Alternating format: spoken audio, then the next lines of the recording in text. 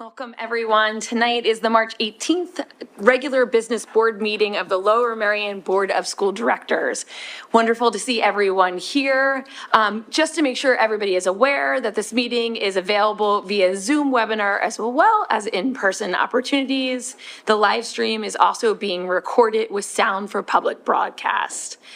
All participants via the webinar will need to use the chat feature, which will be enabled during audience recognition. If you are attending this meeting in person, you should be aware that other attendees may be recording this meeting as permitted by the Sunshine Act. And just for fun anecdotes, last week was official National Sunshine Act Week. So just mark your calendars next year, you won't miss it. So we're just gonna revel in that, so maybe somebody should record tonight just to ensure the Sunshine Act happens.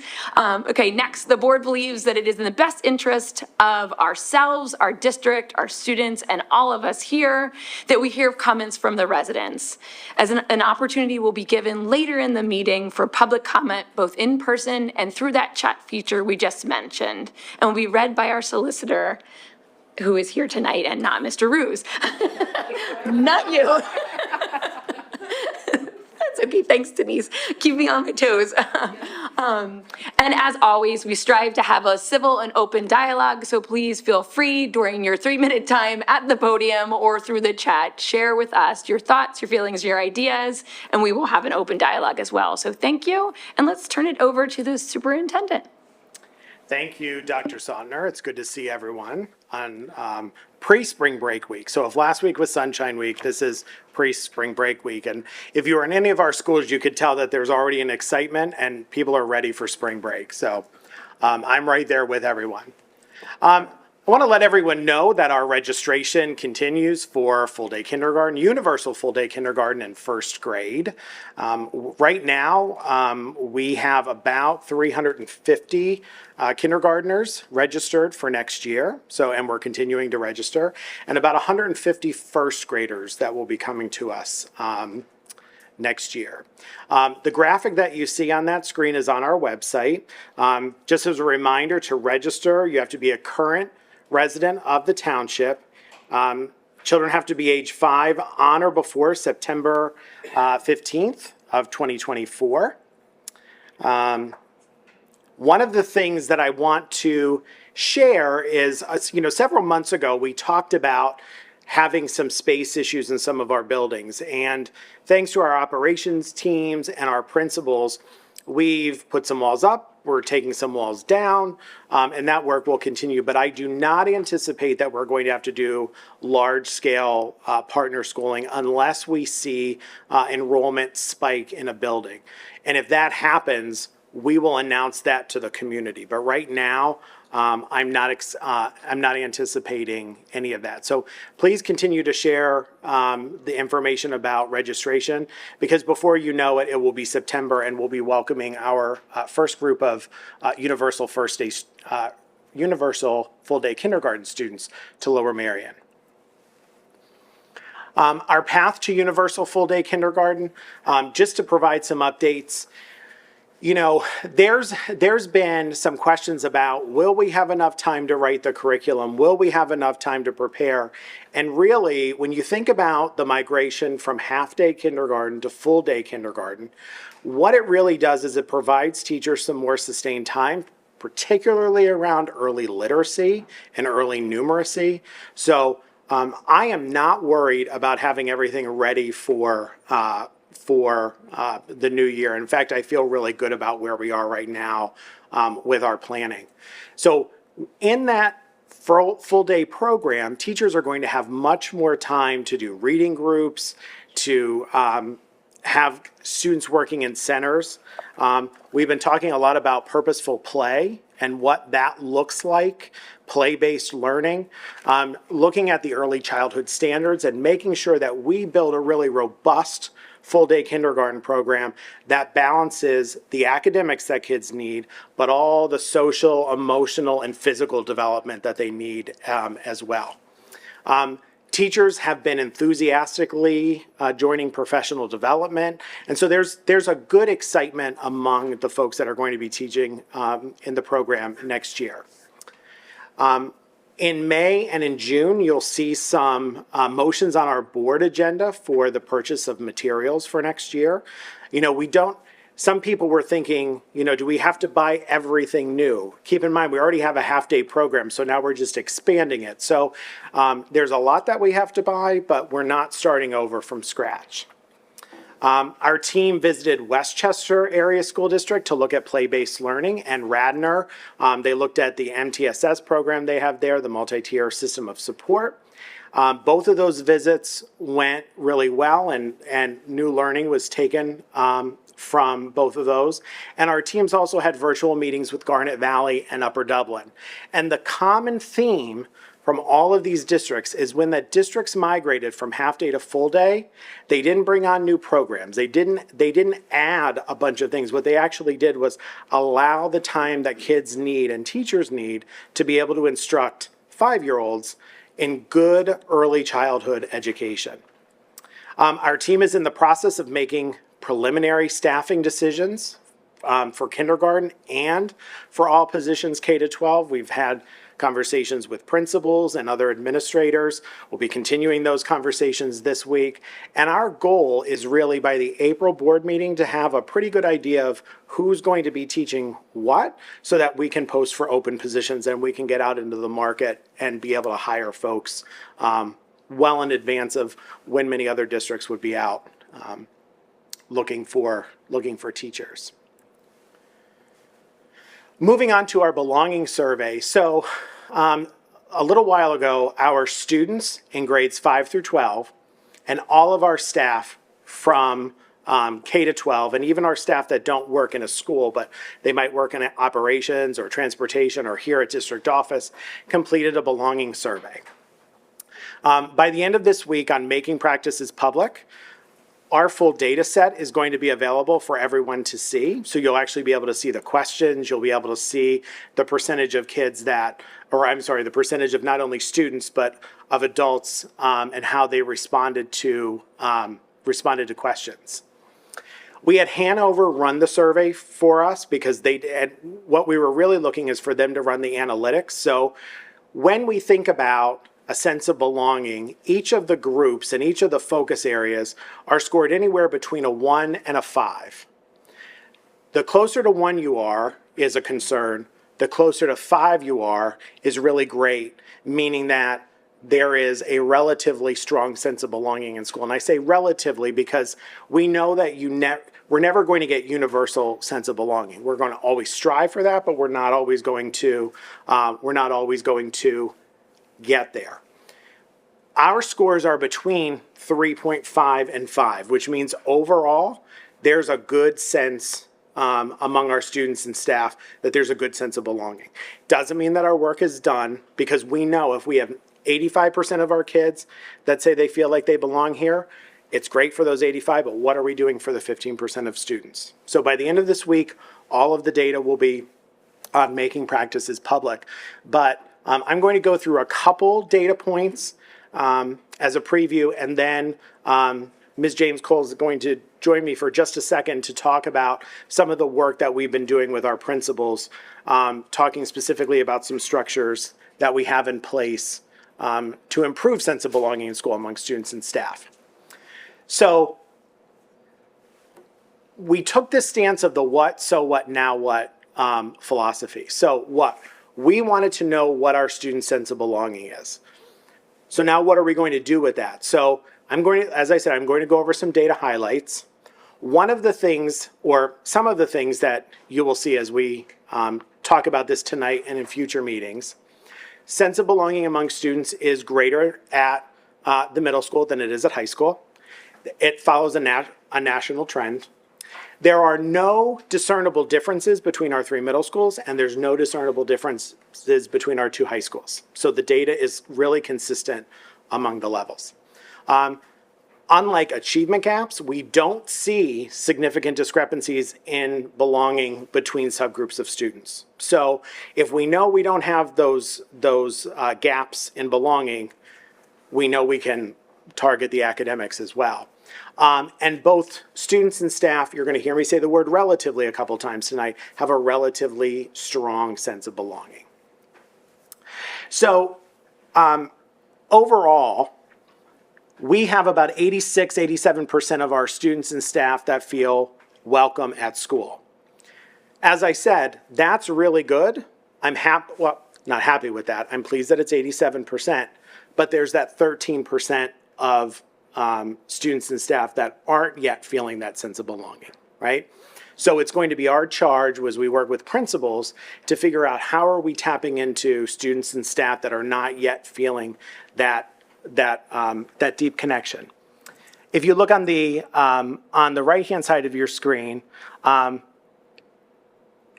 academic support, that students feel that they get the academic support that they need, almost 90%, so 87% of our students feel that they get the academic support that they need. Now, what's interesting is on the survey, students and staff had the ability to write some free comments. So they get the academic support that they want, but some students in the comments say, like, sometimes we feel like it's a lot, like we have to peel back a little bit and not be sort of inundated.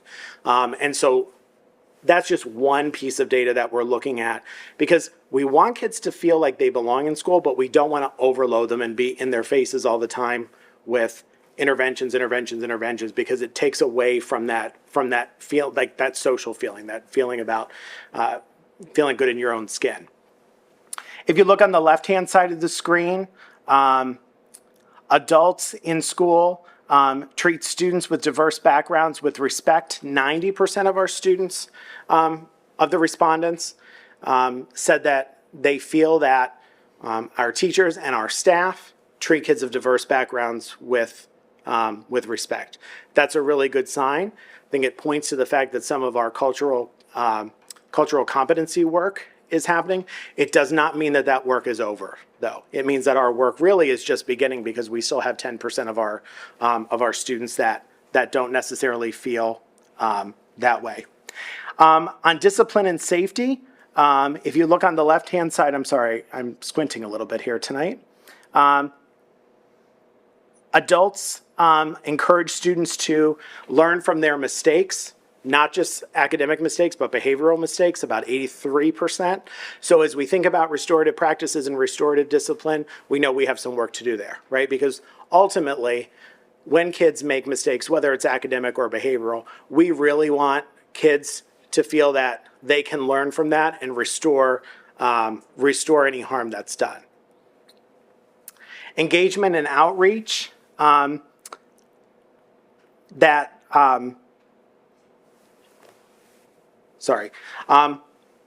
90% of our students and staff said that they feel that the school district does a good job reaching out to students and families to get kids the support that they need.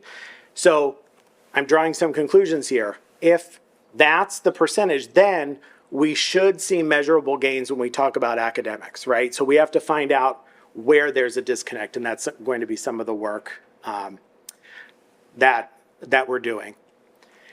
This graph, when you see it, and it'll be up on Making Practices Public, this asks people or the respondents to rank their priorities, if they could change things about the district.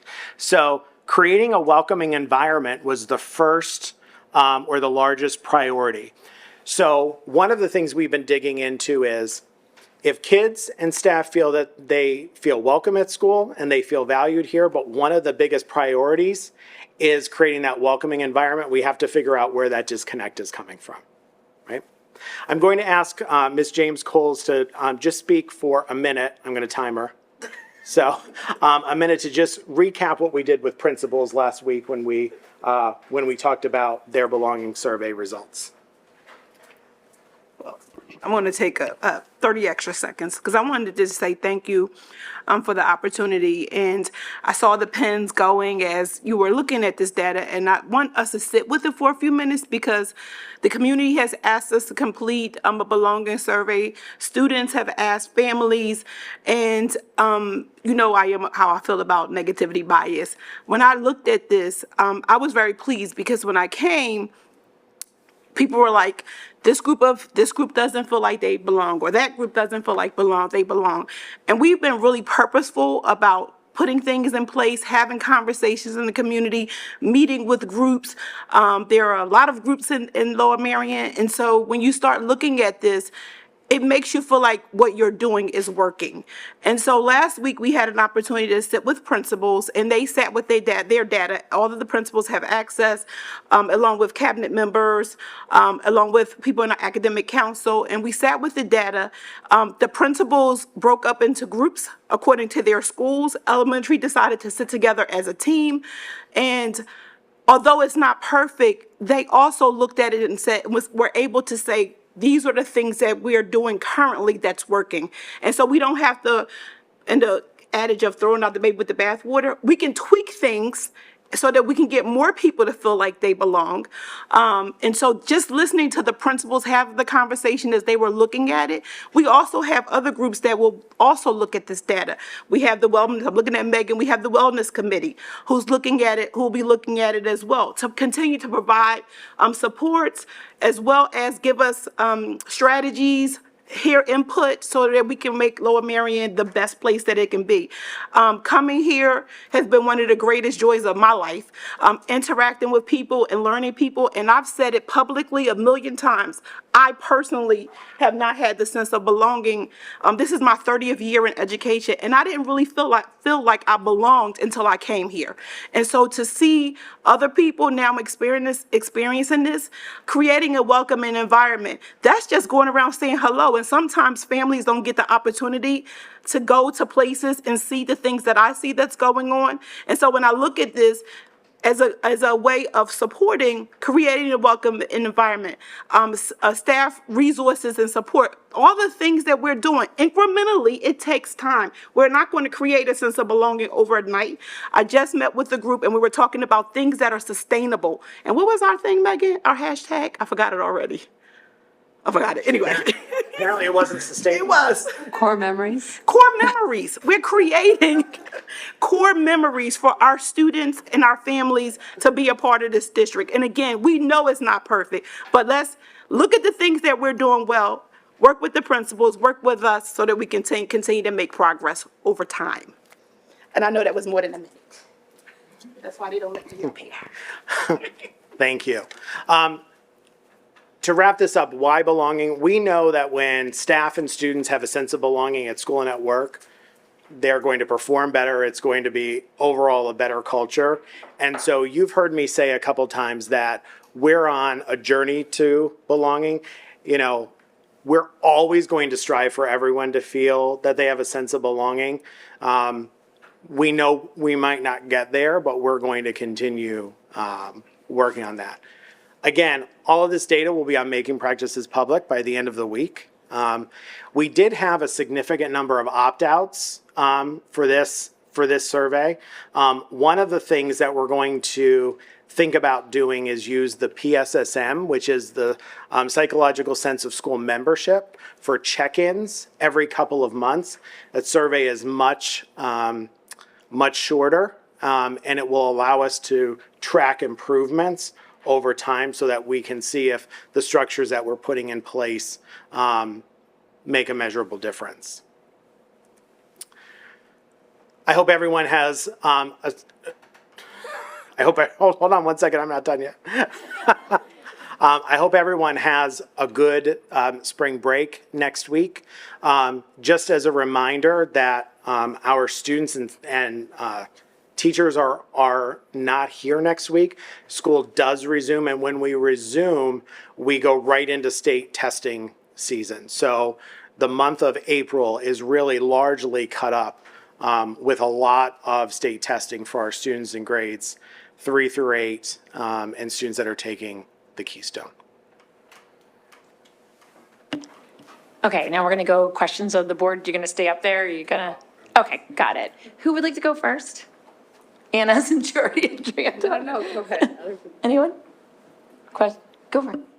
Mine is just a request that in future, when the superintendent gives a presentation, if we could have it on board docs so we can actually read it for those of us who are getting old and glasses needy and can't see the screen.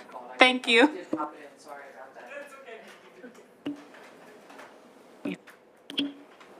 Hello.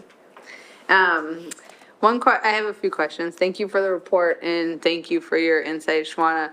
There were some few connected points or metrics in there. So for example, I found it interesting that the bullying metric was at 52% and the number of other indicators that were much higher than that.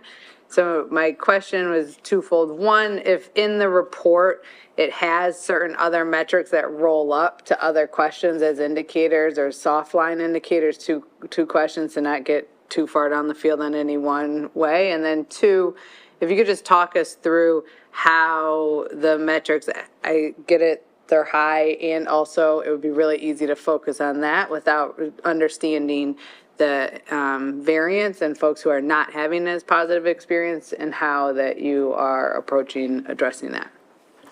So one of the, in hindsight's always 2020, right? So I'm not sure that the way the questions around bullying, harassment, and discrimination, I'm not sure that the questions did a good enough job of differentiating between all of those. So I'm not saying, and by no means am I saying the data is not valid, but I think a lot of those categories in some questions got lumped together.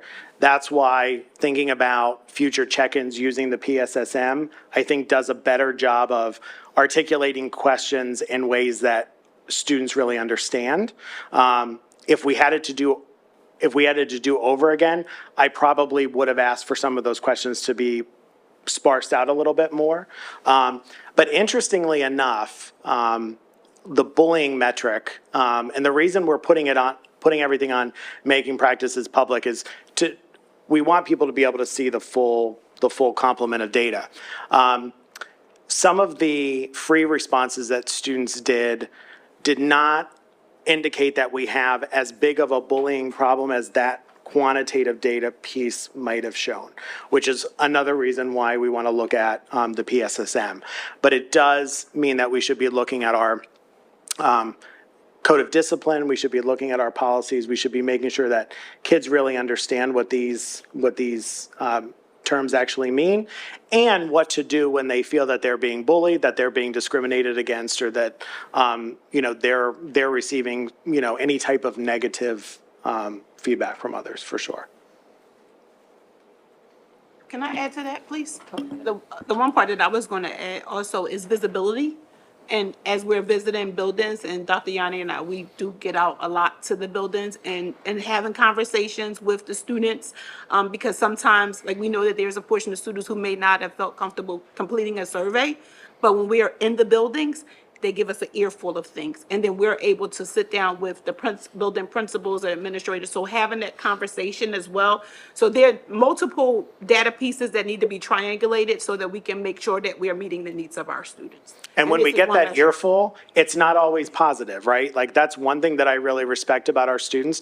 If they feel some sort of way about something, they're really good about articulating that, right? So I met with a group of students that were upset about something last week, and they were able to walk me through exactly why they were upset. And when we get that kind of information, I think kids have started to really appreciate the fact that we take actionable steps to make their experiences better. Yes, I understand all of that, and I appreciate all the efforts. I just want to reemphasize and would request additional information, how we plan to address those students that fall in between this 80 to 100 percentile. That's 20% of student populations, especially on top of if we said that not all the kids took the test in particular, which I know you already said you're looking at the code of discipline and support structures, but some of these questions students are answering around enforcing rules fairly, communicating consequences, like all of that goes into belonging. And I know you said, Shwana, that the principals are looking at it. I'd also be curious, like, when y'all aren't in the buildings, do principals have individual plans where we're able to disaggregate the data by grades, by classes, how, even if it was anonymous or not, what are other ways that we can provide targeted interventions for kids that are not having as positive experience? Along with the data that you see there, what you will also see is by building, what buildings are doing. So it actually talks about, like, what were their noticings with the data, and then what are they doing to increase belonging among students and among staff.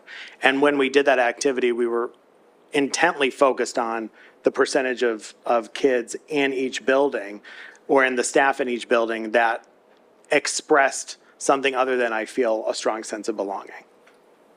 And this is just the first layer too, so we're starting to unpack this. I mean, I think we've had the information for a few weeks now, and so this was just the first step. So of course it'll be ongoing, and one of the things I did share is also in some of the committees, like this wellness and, AITF, all those various committees will be able to share this information and get feedback from the community, from parents, about what our next steps should be.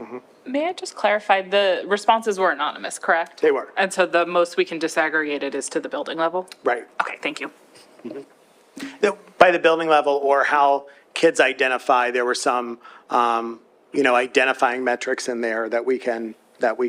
Right, that was what I was thinking of, Self-reporting. building on what Ms. Shurak was saying, was that, like, of that 20%, if we could look at who those 20% are, then that, especially, I'm thinking particularly our diversity questions where we're saying, well, I think the adults in our building treat people of diverse backgrounds fairly. Well, is that a bunch of white kids saying how they think kids of other races are feeling?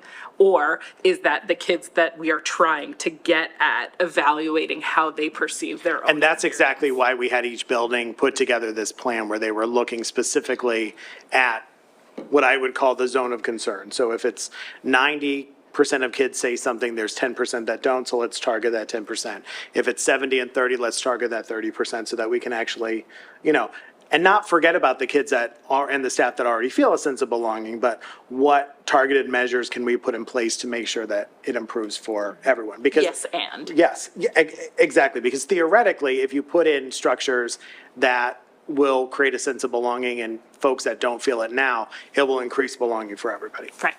And I think the part with the staff is key too, because staff also took this survey, and so we even have, so at one of the tabletops that I sat at, they were talking about, staff felt this way, students felt that way. Where is the disconnect, and how can we have conversations about it? So it's really interesting. Like I said, this is the first step to continue to have these conversations about, maybe a staff member may have thought a number would have been this, but it was this.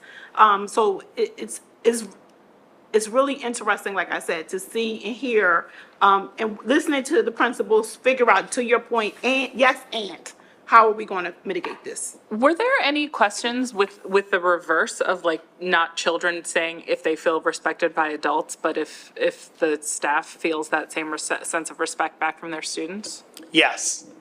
And so interestingly enough, there was one data set that I remember clearly was about expectations, where kids said, like more than 90% of the kids in one of the buildings said they understand clearly the expectations. The staff said something only like 65% of the kids believe or know the expectations, right? So that's an example of a data mismatch. Where is that disconnect? And that's what a principal was working through to find out why there was that mismatch and what needs to be done, because now we know there's that mismatch. Yeah, I'm thinking of when we were doing our earlier planning for early start times, or healthy start times, forgive me, and we had a lot of focus groups, and I think that would be a really interesting experience for the students and staff in a building to have kind of roundtable discussions that were mixed in age and position, about specifically those items and the topics where there was a real mismatch, and kind of work through that together. So you can look forward to seeing, I'm sorry. I have a kind of a general question. How frequently are we administering the survey? And in general, are there other surveys similar to, like you said, the PSSM? How often are our students being surveyed about their sense of belonging? So I would like to do the PSSM one time before the end of the school year.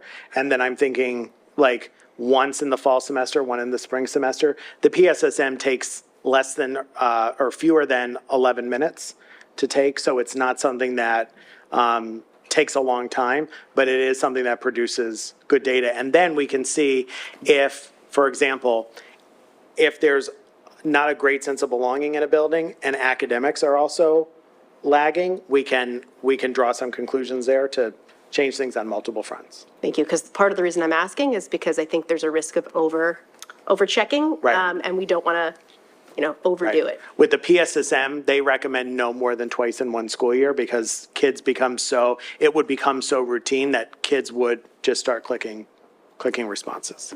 Well, you'll get bad data too, because there'll Yeah. be test bias on it if you take it too often. I'm actually shocked twice a year with the other ones going on there. It feels like a lot. Is everybody else done questions? I just have a couple. God, Well, right.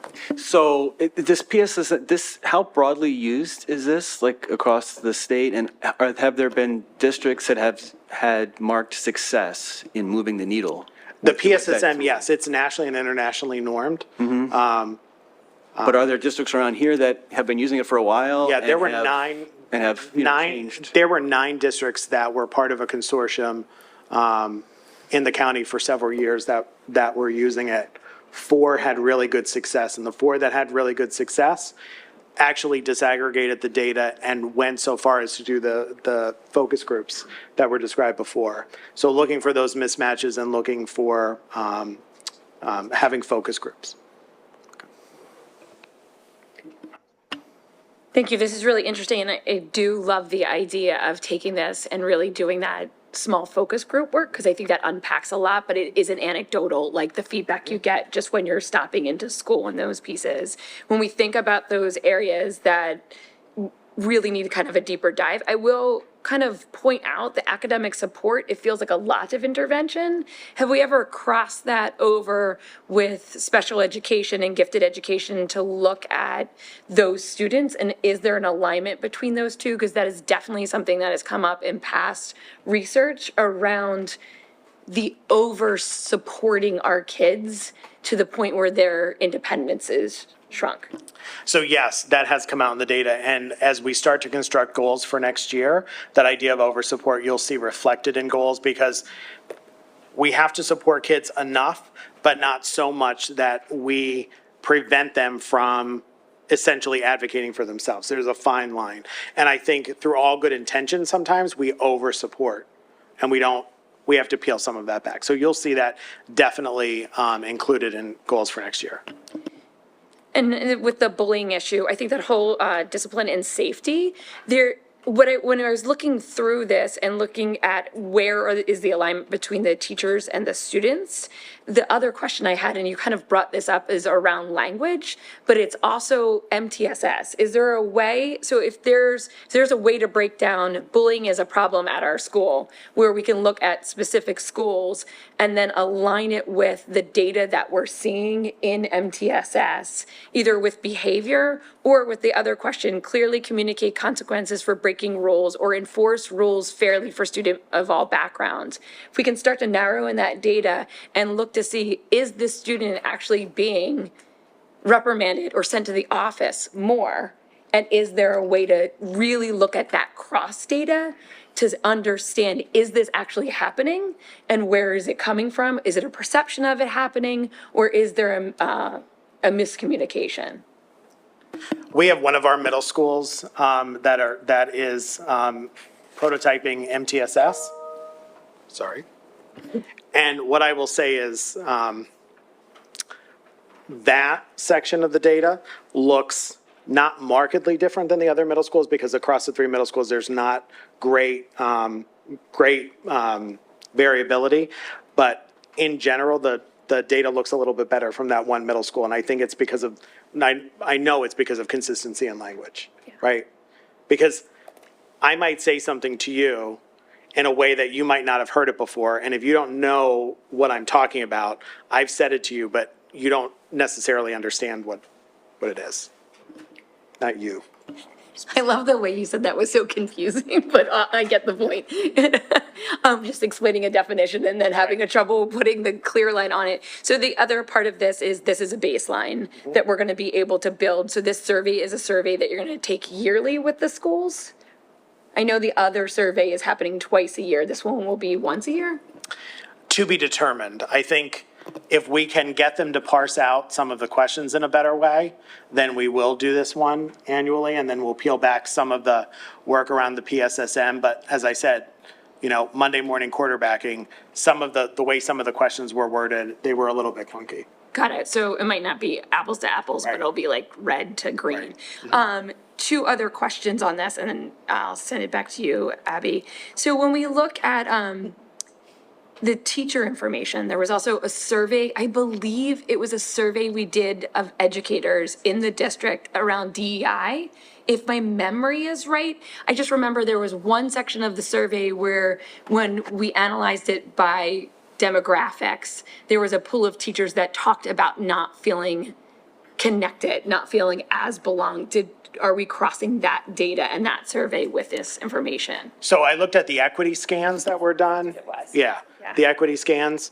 I think, although didn't necessarily come out clearly in this, when we're meeting with staff and listening posts and other things, having the DEI liaisons and having those teams in each building has created some more natural connections for people to feel that they have a real role in their building, and that I think has improved conditions for some staff members. Okay, and last question, I think I asked you this the first time we were talking about it a couple weeks ago, but I'll ask again. When you talked about there was a lot of opt-out, do we have the numbers of how many kids opted out, and is this a significant sampling? It is a significant sampling, but we did have, so families could opt their children out, and we had a large number of families that opted out. We also had a large number of high school students that opted themselves out. I would say as much as, in some buildings, 30%. However, it's still a significant sampling. And that's the other thing, when we're trying to, analyze data, it's not 100% of our kids. And so we're also looking at, we know what students took the survey and not, so that's a whole other conversation that we're having, administratively. Question? No, I'm right. Okay.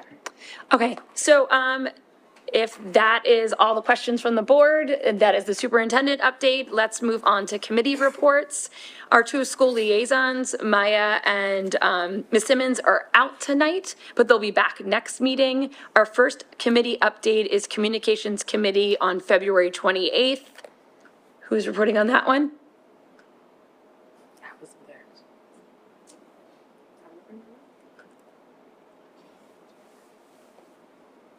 So at the Communications Committee meeting, we talked about highlights coming up for the newsletter. We talked about making practices public.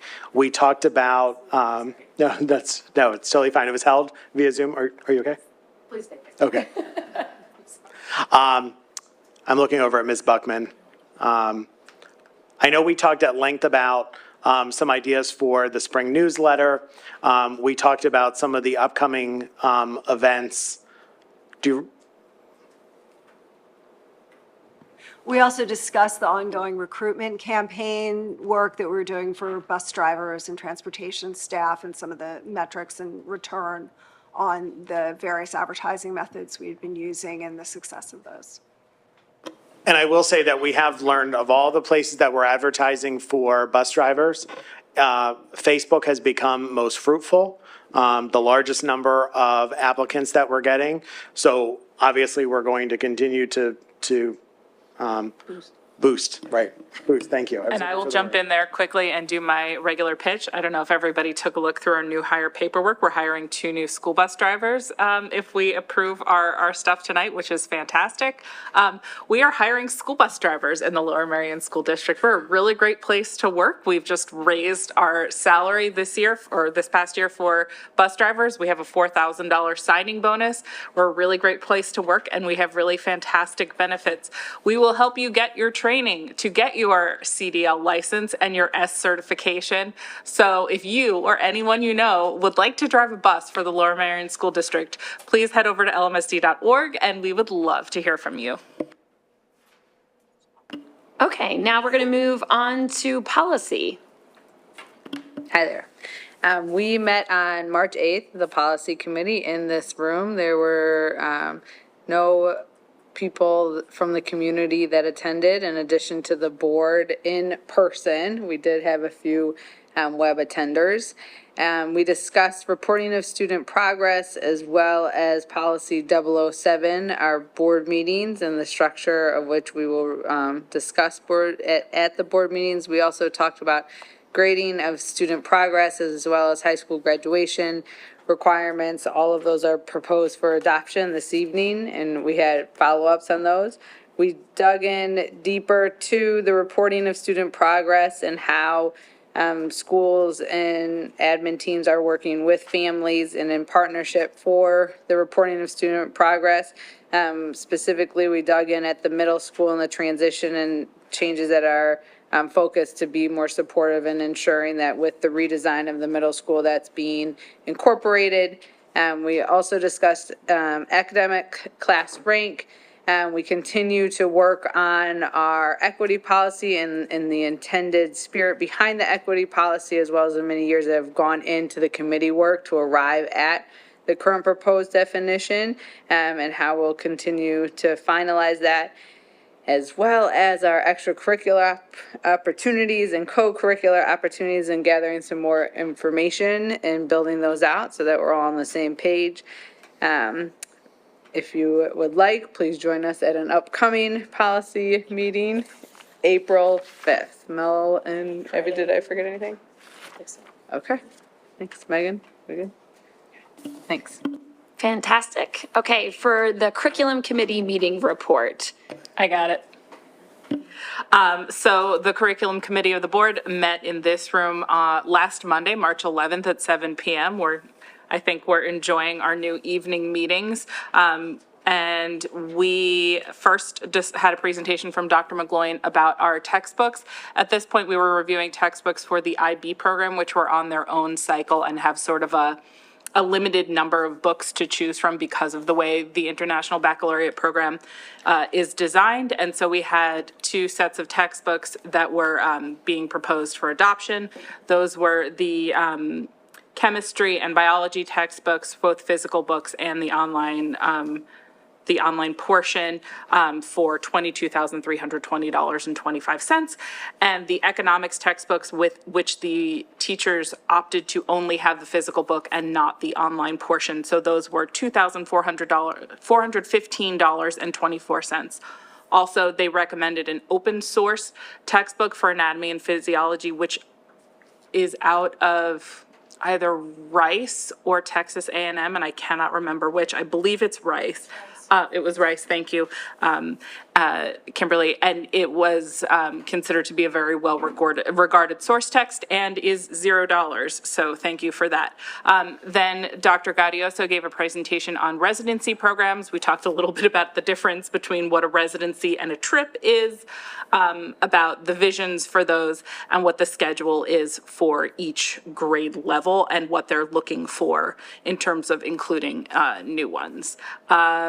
The committee also, as part of that discussion, talked about the board having a desire to see an increase in field trip opportunities for students and possible funding streams for those opportunities for the students. And then Dr. Yanni gave us an overview of what we're looking at for the special education plan, which is a compliance plan that's required by the state every 3 years. And that draft document is available right now. It's on, our public comment period is open right now. So if you'd like to take a look at it and review it, it is very long because, like I said, it's a document that is all about compliance and there are a lot of charts in there, but it also has some on our philosophy and our approach. And so if you want to give any feedback on that, that is open through, I don't know exactly when it closes, but the second presentation on it will be on April 8th. And the next curriculum committee meeting will be held on Monday, April 8th at 7 p.m. in this room. Feedback's being taken till April 11th. Thank you. Feedback is open until April 11th. And we encourage feedback, so please take a look at it and review. So our last committee meeting to review is Facilities and Purchasing Committee meeting. So we met on March 18th, but before I do that, I know that a lot of the middle schools had their plays. Abby and I had the opportunity to go to Black Rock Middle School this past weekend, and we saw Matilda, and it was spectacular, absolutely spectacular. We were blown away by it, so highly recommend next year. Oh, My son is there, so I definitely went. All right. But it was spectacular. So, all right, switching back to the facilities and purchasing meeting. There were a couple highlights. We're going to be discussing a little bit of it later on in the agenda, but the first one was the Alertus, which was just updated the communications at Black Rock Middle School. We went over that. Also, transportation services, there's a contract up for coach services. It's an at-need services, so it's not something that we pay until we actually need those services. There was a Lumen quote for internet services for all of the different schools. And then the last two were the Presidio for Cisco switches. And it was actually a really interesting presentation about what the switch actually does. And it is for $651,000. However, there's an E-rate which results in a 40% discount. So what happens is that after the year, we actually get about $240,000 back, which halves the actual cost of the switches. And then the last was, we discussed the supplemental landscaping at Black Rock Middle School, which we're going to discuss later on. And we learned a little bit more about the landscaping that is required at Black Rock Middle School as per the township as part of building Black Rock. And then there were additional documents that we had requested regarding that landscaping so that we could be better educated on making a determination as to how to proceed on that. Thank you very much. Okay, now we move on to public announcement. So at this time, we will hear from public comment. If you would like to speak at tonight's meeting, please make sure that you signed up with Ms. LaPere. If you haven't done it, please do so now. For those of you joining us via the webinar, the chat feature will now be open and you will see a 10-minute timer appear on your screen.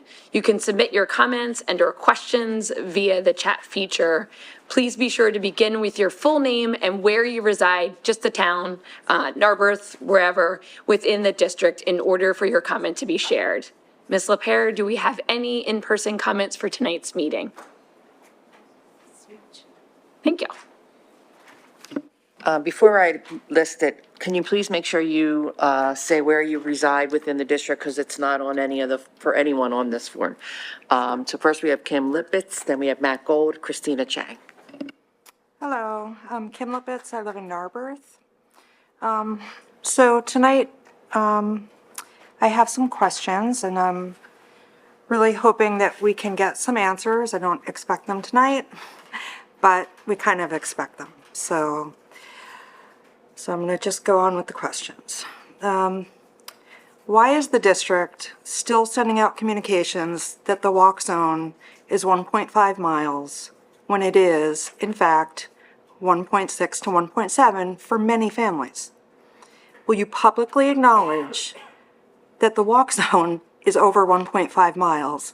And if you won't, why not? This is the map, my Google map, from my house. This is what the district used to map out. This is 3 different routes. 2 of them are 1.6, 1 of them is 1.7. The shortest is a 37-minute walk. This was done in the middle of the day too, not even like rush hour. 38 minutes, 40 minutes, good weather. The walk zone is more than 1.5 miles. I kindly request you start being transparent about what the walk zone is. Why don't we know what you have asked PennDOT to analyze? When were PennDOT studies formally requested? Why don't we have the walking routes that we requested, which we requested because you guys told us to request them almost 3 months ago? Have any walking routes to Lower Merion High School been deemed hazardous? What are they? Will students have bus service for those routes? This should not be this difficult. It really shouldn't. You know, Dr. Yanni, at the last school board meeting, you said you're one of the most transparent people, and I believe you. I feel that from you. But this is not a transparent process, and it's not okay. It has been optically awful.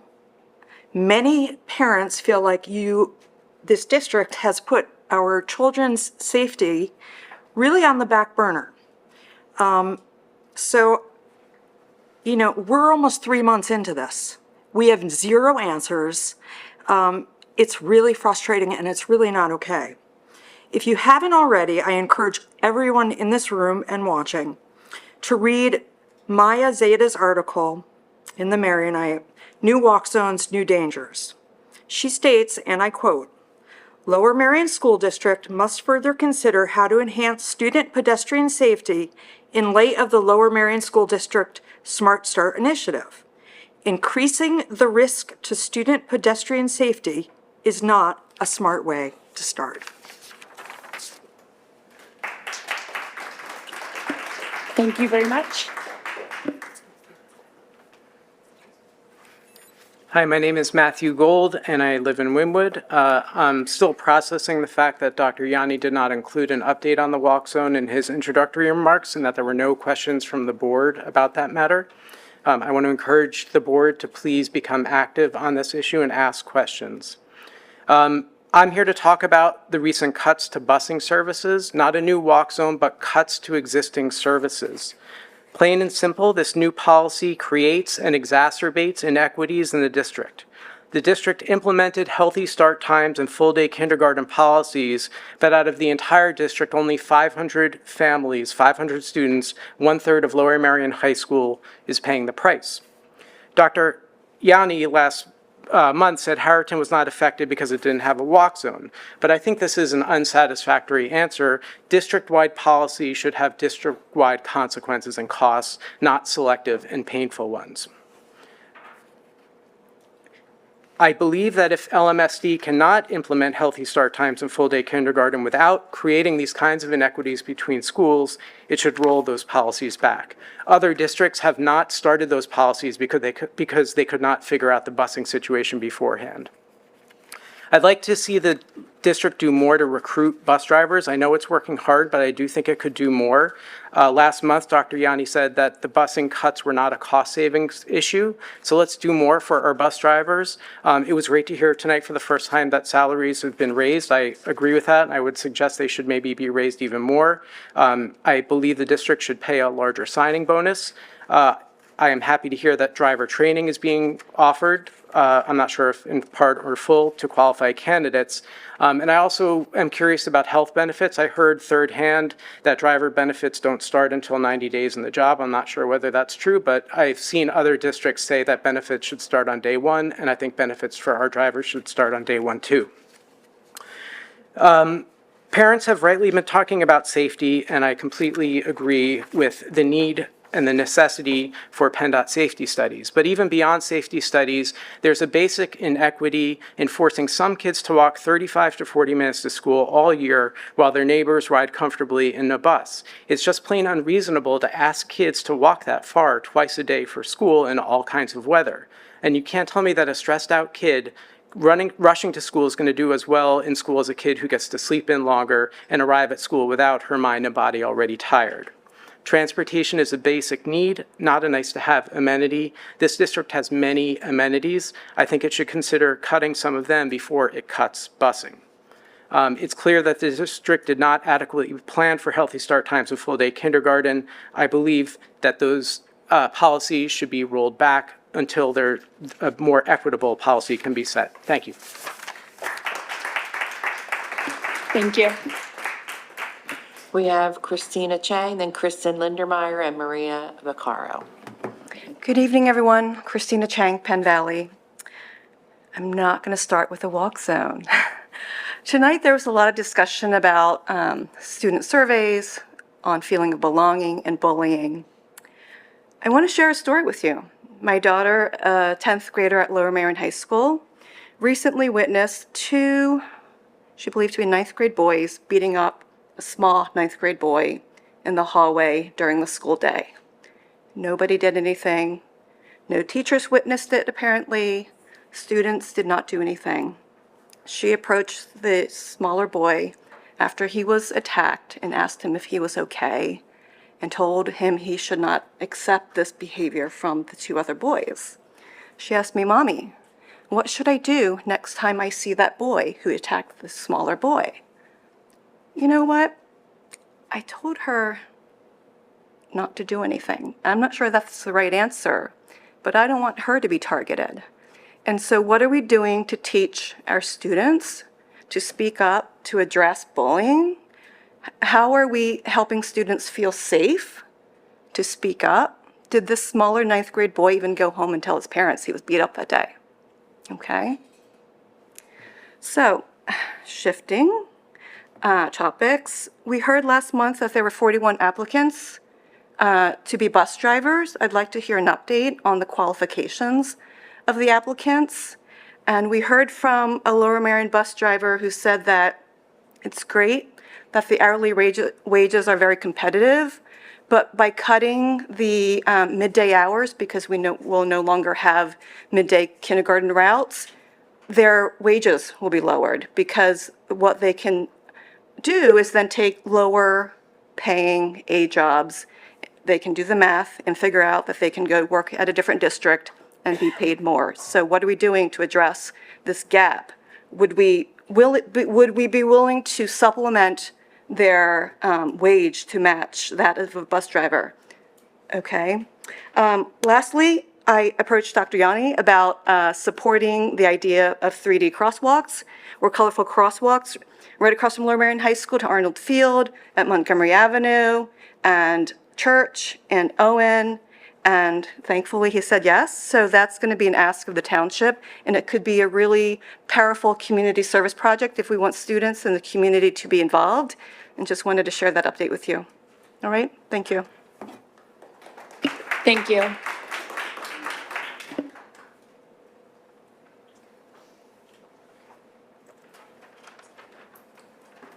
Hi, good evening.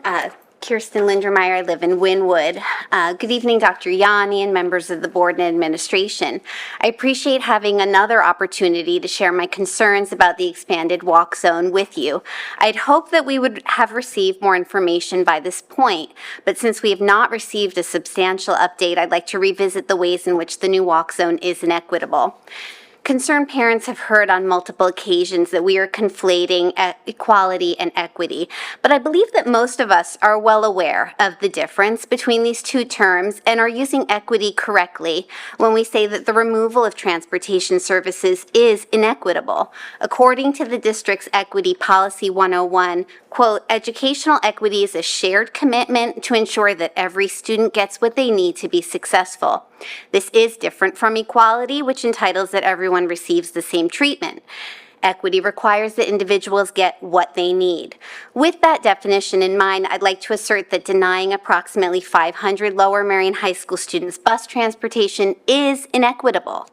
I think we can all agree that in order to be successful at school, students first need to be able to arrive at school rested and safe. By expanding the walk zone, you have created a situation that makes this extremely challenging. Walking up to 1.7 miles to school with a backpack, sports equipment, and a musical instrument is not a restful way to begin your school day. We're not talking about a half-mile walk here. But beyond the distance, we have shared our numerous safety concerns with all of you. Dr. Yanni, you and I sat together at your roundtable in February, and you said that you share my concerns about the safety of the Narberth Tunnel. That is just one of the many troublesome spots that we've highlighted in our communication, and we still don't know which specific streets, intersections, etc. PennDOT has been asked to evaluate. Given our concerns about the lengths and safety of these walking routes, many of us have started to wonder if you are in fact operating under the assumption that most of us will just drive our children to school. But this is also inherently inequitable. Many students in our district come from families in which both parents work full-time outside of the home with inflexible schedules. Not everyone has a parent home at 8:15 a.m. or 3:30 p.m. For many of our students, being driven to school twice a day is not a viable option, and therefore shifting the burden of transportation from the district to families is inequitable. Providing safe transportation to and from school is a fundamental aspect of ensuring that every student gets what they need to be successful. I hope that you will reconsider expanding the walk zone in light of these equity concerns. Thank you.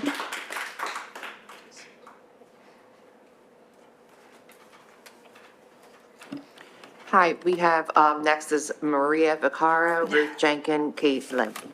Maria Vaccaro from Narbet. Good evening, Dr. Yanni and member of the board. It's been almost 3 months since the first time the workable zone plan was revealed. Dr. Yanni, a number of times you asked parents to be patient, to give you more time, and we did. Today, almost 3 months later, I feel like we are nowhere. We know nothing new, you are not sharing any real update with parents, and we don't know what your position on all of this is. So I have a few questions, like, are you working hard to keep busing for our kids? Did you ask for a complete assessment of the workable zone to PennDOT, or just a few roads? Are you doing all you can to hire bus drivers? Does Lower Merion School District have budget issue? Why was the workable zone not included in the smart time plan and shared the same way with parents? Also, do you know how many parents have no access to car or public transportation? You don't like when we use the word equity. What about institutional barrier? I found it in the policy 101, strangely called also equity policy. It said, shall mean school policies, procedure, and practice that disadvantage or limit students or certain group of students. Here is an example of institutional barrier.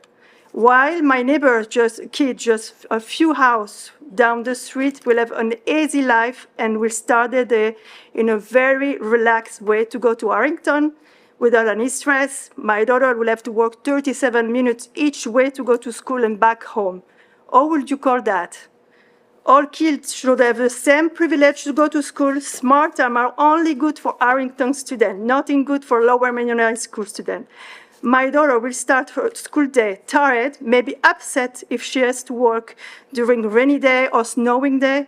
She will arrive at school sweating and probably hungry by the effort. And you want me to believe that this is better than the kid that is going to have a real smart time, wake up later, walk 1 block to take the bus, and arrive to school fresh and well rested? I don't think so. I believe that what we do with our kids today will reflect on the future. These kids are amazing.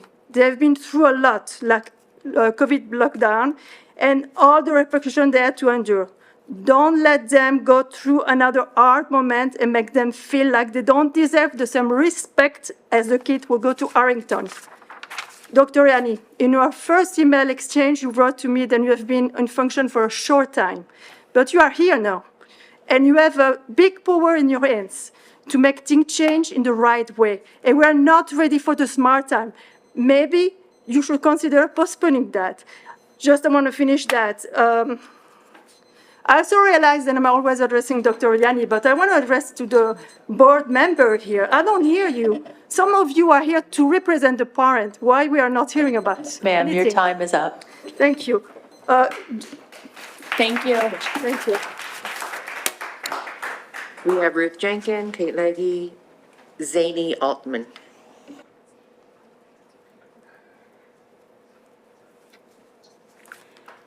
So many things.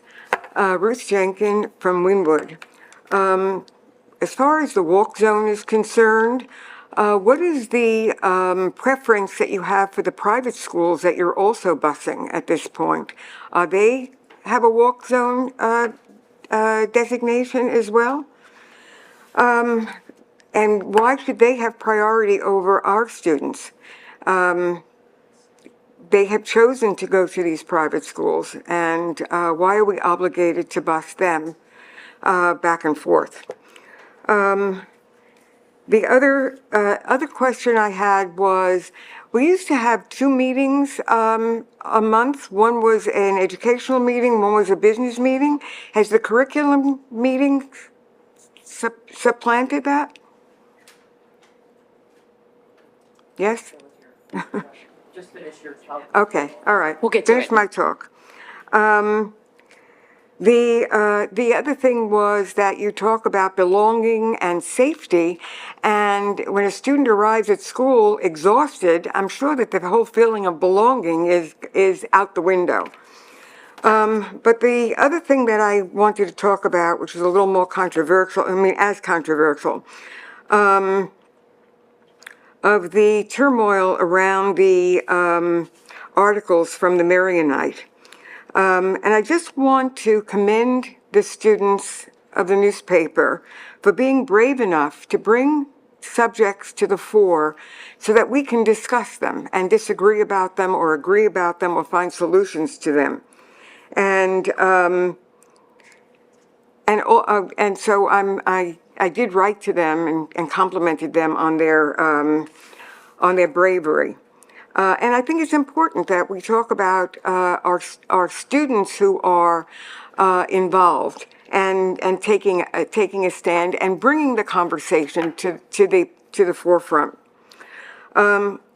Last month, the equity meeting my Zoom did not hook up to the equity meeting. I don't know if anyone else had a problem with it, but that's, so I hope it works this month. Thank you. Thank you.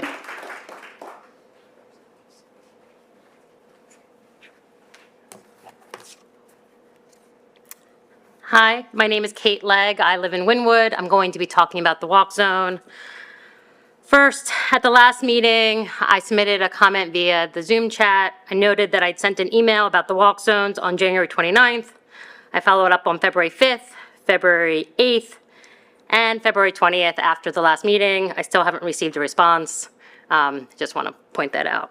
Second, by this point, you've had the time to provide families with the proposed walking routes from each specific neighborhood. I ask that you share that information immediately. For my guess, my kids would have to cross Lancaster at Clover Hill, an area with no sidewalks and a walk over a wall, through the giant parking lot, across past the Old Navy, and then eventually they get to where there are sidewalks, but then they cross under Penn Road, and then they have to cross a street with no walkway. But I don't know because no one's told me what your proposed walk zone is. From the information I could receive from the township, which was hard to get because so many people were asking them for information, I know of at least one recent pedestrian accident at that Clover Hill and Lancaster intersection. I believe there may be more that are recent. I expect that you have access to all that traffic and pedestrian information and that you are actually looking at all of that information. I request that you accurately and completely fill out the PennDOT information form about all of the pedestrian accidents that have occurred throughout the new proposed walk zone, and that you're doing that diligently, and that you share that back in the effort of transparency to us parents who have tried to do as much as we can on our own, but at this point, the township is asking for payments and are being very slow to provide us with information. Finally, I want to request again, and to create transparency, that you share with the community all the data that you've received from the township, all the information you've submitted to PennDOT. From what I have seen, it appears that you cherry-picked certain intersections to give to PennDOT and give information without doing others. Why those intersections? What was the analysis done? That should be shared with all of our families. Why aren't you submitting, Lancaster and Clover Hill, it's probably 20 families, I don't know, 100 families maybe cross there, maybe 400 cross somewhere else. But explain why you're picking various intersections and not others. Finally, somebody asked the question, where's the board in all of this? It feels like a lot of parents are asking questions and we're not hearing from the board that they're representing parents in any way. We really ask that you also step up and take some analysis and take some ownership into this. Thank you. Thank you.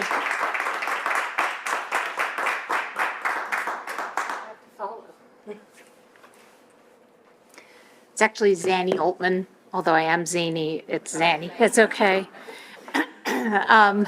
Quite all right.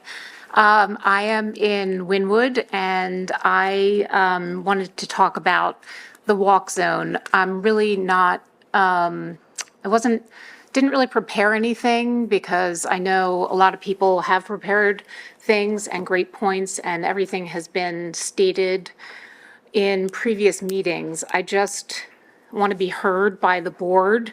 I don't know how many of you have children who are affected by this expanded walk zone. I don't know how many of you have children who are in high school either this year or next year. But the fact that we don't have a plan in place is affecting, I think, mental health and wellness of students who know what they're going to have to do come next year for both walking to school and walking home from after-school activities in the dark, in poor weather, who don't have the luxury of getting picked up or dropped off. And I really, again, I remember when I had young kids. I have two children in middle school, one in high school. I remember when my children were going to half-day kindergarten, and when I heard about the full-day kindergarten, I thought, oh my gosh, you guys are really lucky. This is amazing.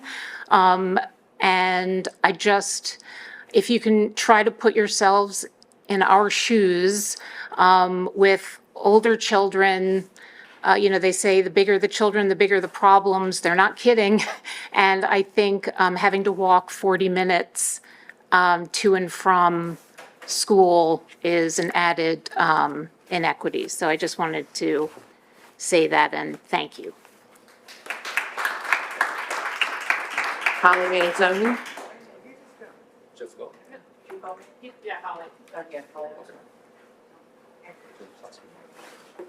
Good evening. I'm Holly Manzoni of Wynwood. I'm hearing a lot this evening and heard last month some people with concerns about the walk zone, and I can understand that.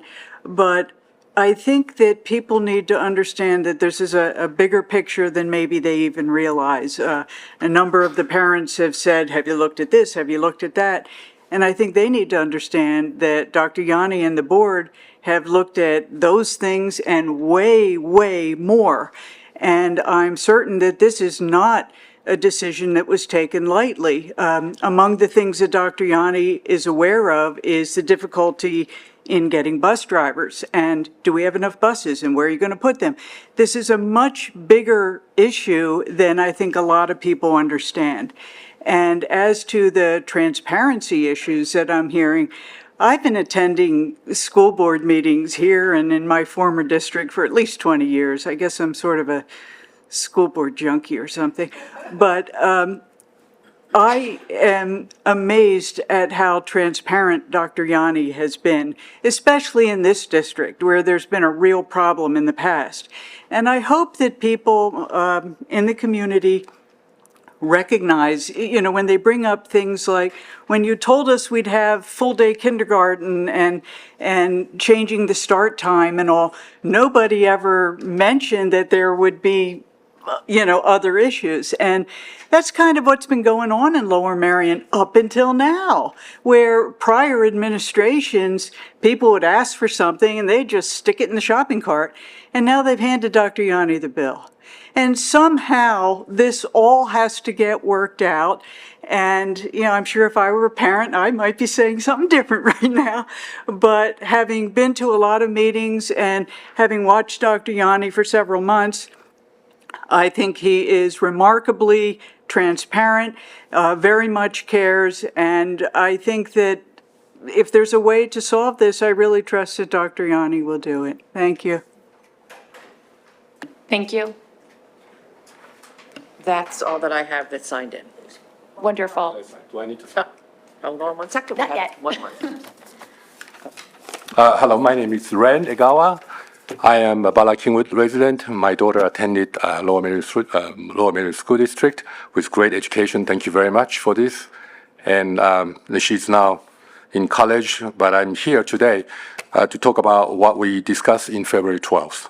So I belong to a group of concerned parents and students affiliated with Japanese language programs. I would like to, on the record, I would like to request a community meeting with Dr. Yanni to discuss the future of these programs.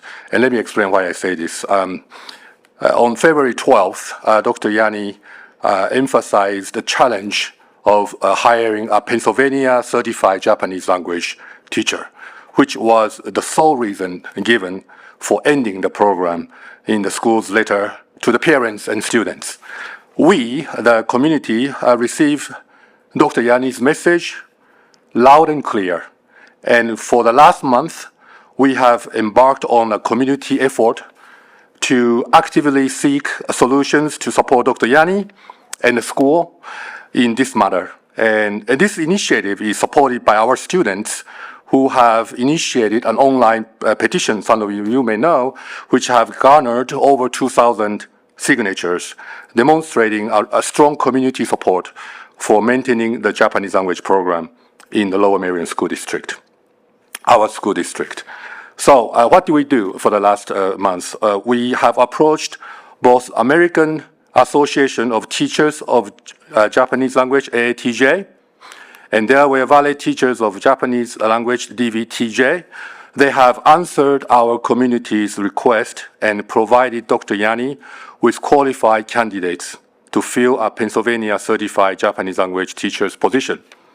Specifically, there are 11 Pennsylvania fully certified Japanese language teachers who would not need any type of emergency certification. And one teacher, in addition to the 11, who is expected to receive full certification this summer. Furthermore, we are optimistic as Naomi Kumano, the current instructor, is on course to achieve state certification before the upcoming academic year.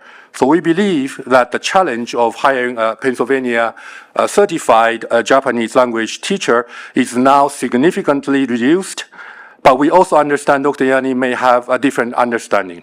So in light of these developments and the need to harmonize our understanding among all stakeholders, I propose collaborative meetings that include the state, AATJ, DVTJ, Dr. Yanni, and the community leaders.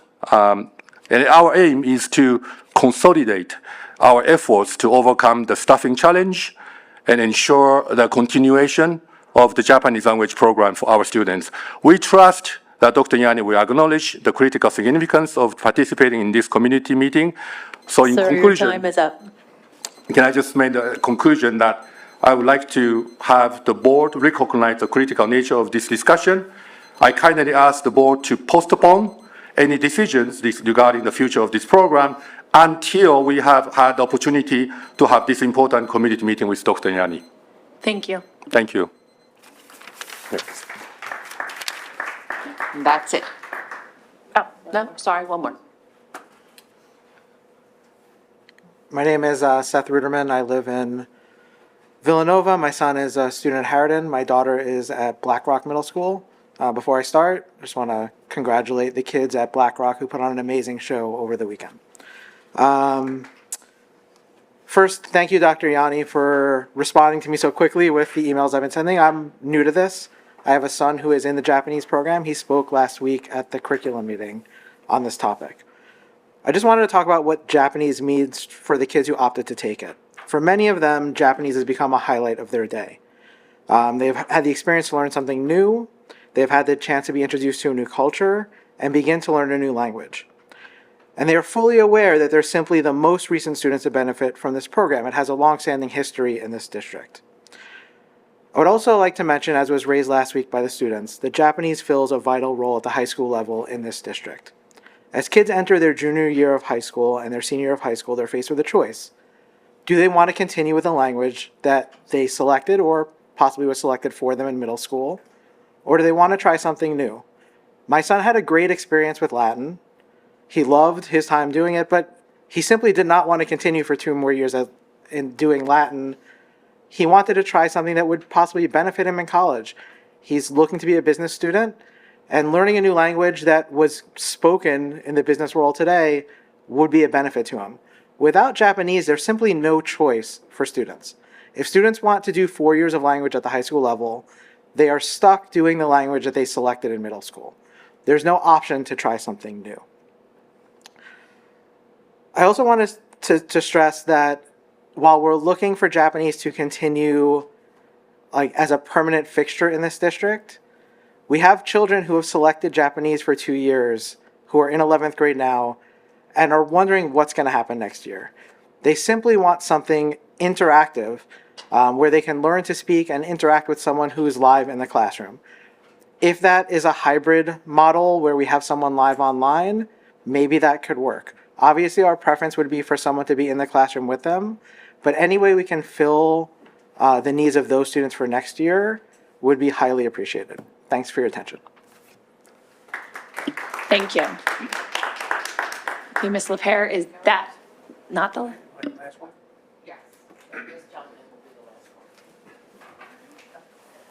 Hi, my name's Steve Philippone. I'm from Penn Valley. I've spoken at the last 2 board meetings about the expanded walk zone.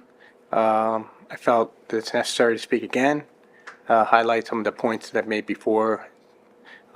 Safety has to be paramount for this to be instituted, and I feel like the school board with its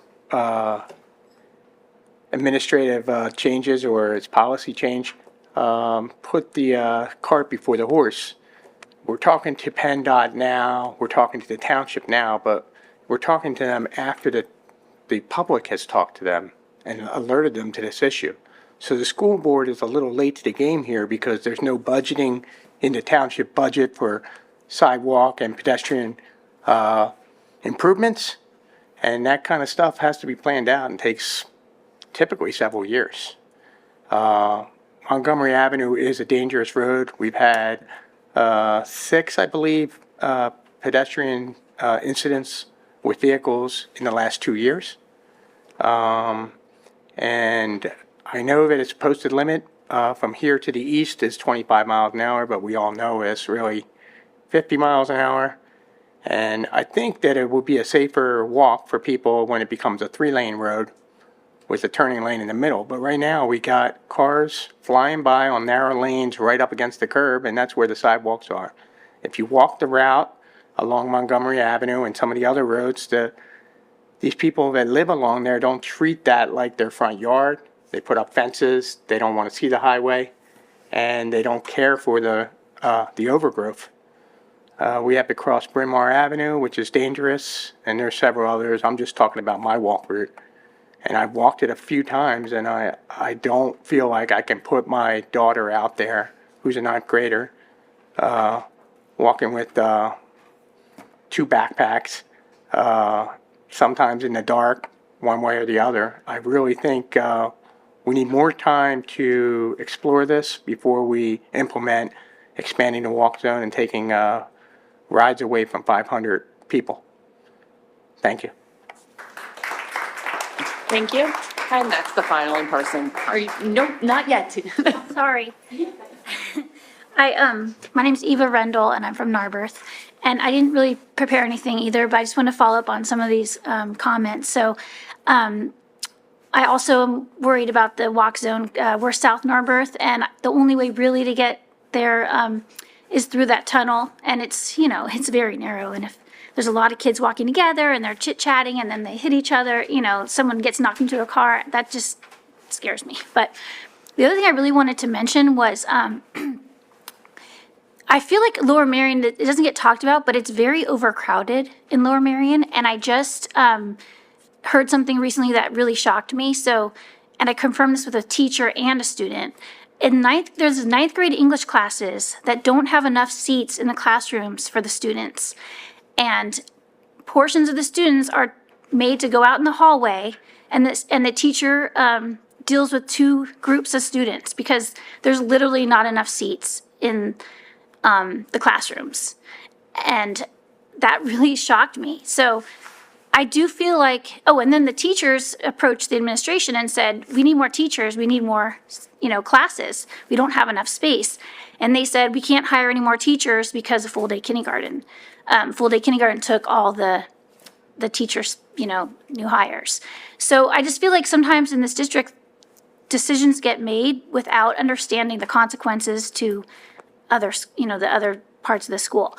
And so I don't know, I feel like I just don't understand. And I do think that this building right here is an easy way to expand the high school. And I don't understand why the administration needs to be in this building when we need more class space for the students and parking. So I feel like administration could rent space anywhere. This could be, I know it would take resources, but this could be turned into more space for the high school students. And I feel like that doesn't really get discussed, but that's an easy solution because I don't think that this problem is going away. The middle school had to be built because the class sizes were increasing in elementary school, and those are the kids coming into high school these next few years. So anyway, that's what I was thinking about. Thank you. Thank you. Have we completed all in-person comments? Everybody good? Going once, twice? Okay, shall we move on to the online comments? Nikki Robinson, Wynwood. Since the theme tonight is belonging, please revise the walk zone so that our children feel and believe they belong in a school district that cares about their safety and wellness. Please send the message with action that everyone is wanted equally. Communication regarding what has been requested from PennDOT has been vague. Please share the details of what the district has requested from PennDOT and what research and data discovery is being performed to justify any expansion of the walk zone. Gretchen Condon, Ardmore. Dr. Yanni, I notice you're drinking Diet Coke. Blink twice if you are safe.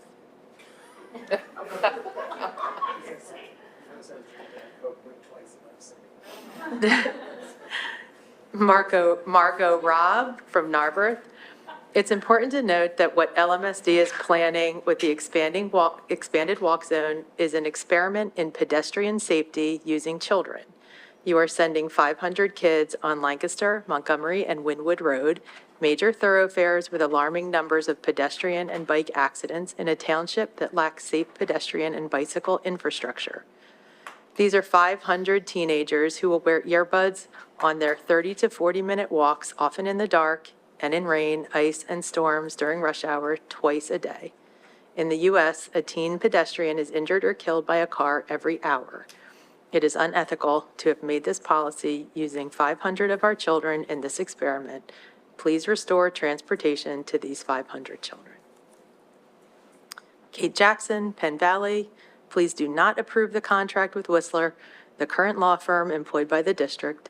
The law firm has interpreted the law in a manner that has caused many problematic and even at times disastrous outcomes for our district, such as their mishandling of the walk lawsuit, the tone-deaf seizures of Stoneleigh and Oakwell, and now they're ignoring children's safety in their advice on expanding the walk zone. Please consider other law firms who read the law with children's safety and well-being as their first priority, a law firm with greater compassion and humanity. Please do not renew the Whistler contract and consider other firms. Thank you. Robin Gary, Bryn Mawr. With regard to using the data from the Belonging Survey, when will plans to address the 10 to 20% or so of students that do not feel welcomed be developed? Will these plans at the building level be shared with the parents at those buildings? Scroll down. Jill Altschuler, Marion Station. I wasn't able to make it to the Facilities Purchasing Committee meeting, but I have a few questions. Why do we pay for North Penn Booster Club, Upper Darby Track and Field Booster, Unionville Sports Council, and Ridley High School regular education? What are we currently using Education Northwest for? I realize they did the equity study, but what are we using them for now for $25,519, and do we know how worthwhile it is? I'm also curious if there's any possibility of hiring an LMSD employee for the positions that we pay the Lincoln Center for, or if it's just more cost-effective to contract with the Lincoln Center. Thank you. And that's all. Thank you very much. Dr. Yanni? Sure. I'm going to start with some of the comments that were singular in nature.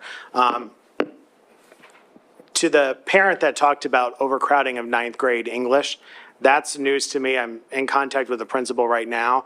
I would encourage you to reach out to me via email so that we can get to the bottom of that.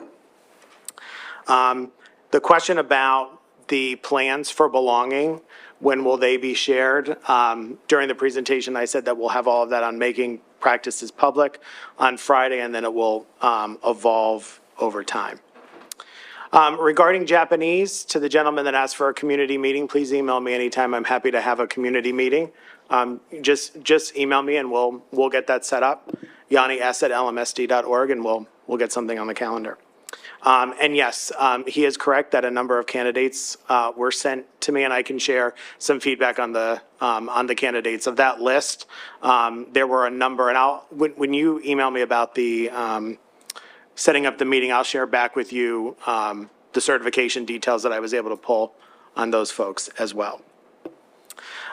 Regarding what's going to happen for Japanese for students that are in the class this year, we are contracting with Eduseer.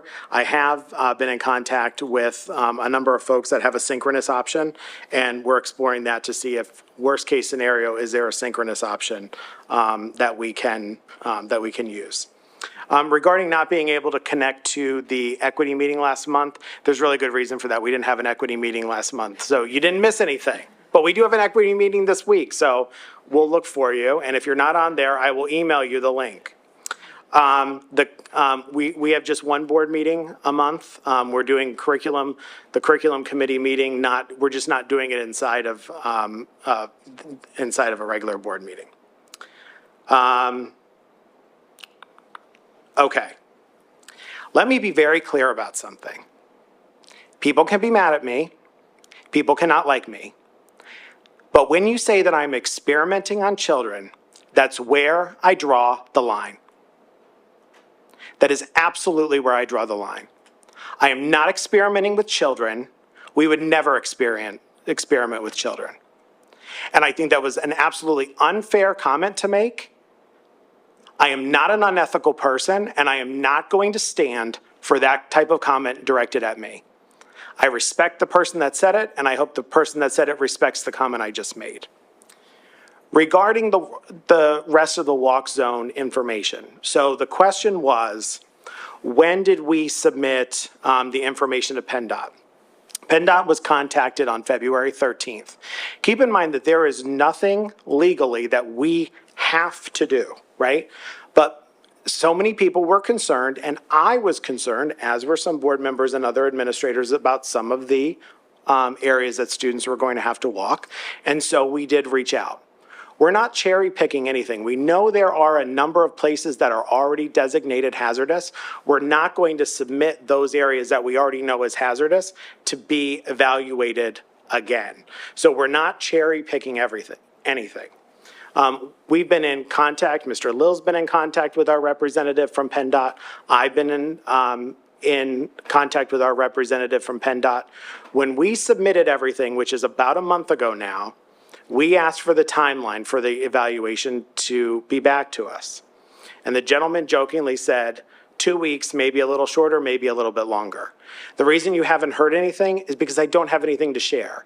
And the minute I put something out, it's going to be taken as gospel. So I'm not going to put anything out until we have the information so that we can do a thorough job of saying, here's all the best information that we have.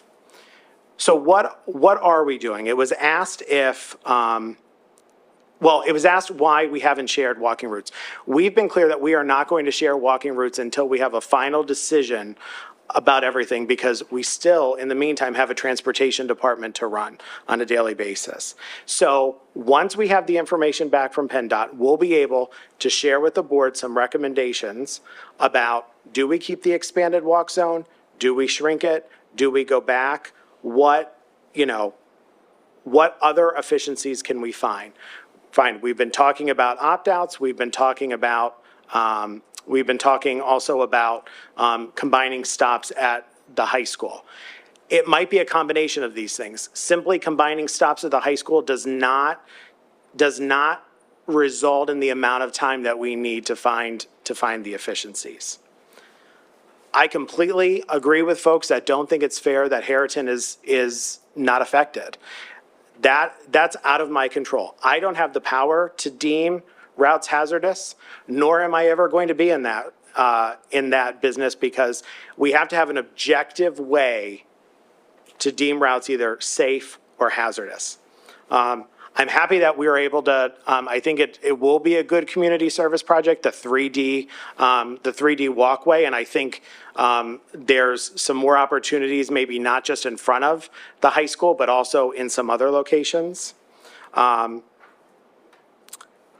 We were asked if we're operating under the assumption that everyone can drive their kids to school. I never operate under that type of assumption. You know why? I didn't grow up in a community like Lower Merion. My parents didn't have the ability to drive me to school every day. I never assume that people have the resources to do things like drive their kids to school to and from every day. That would be inappropriate for me to assume that.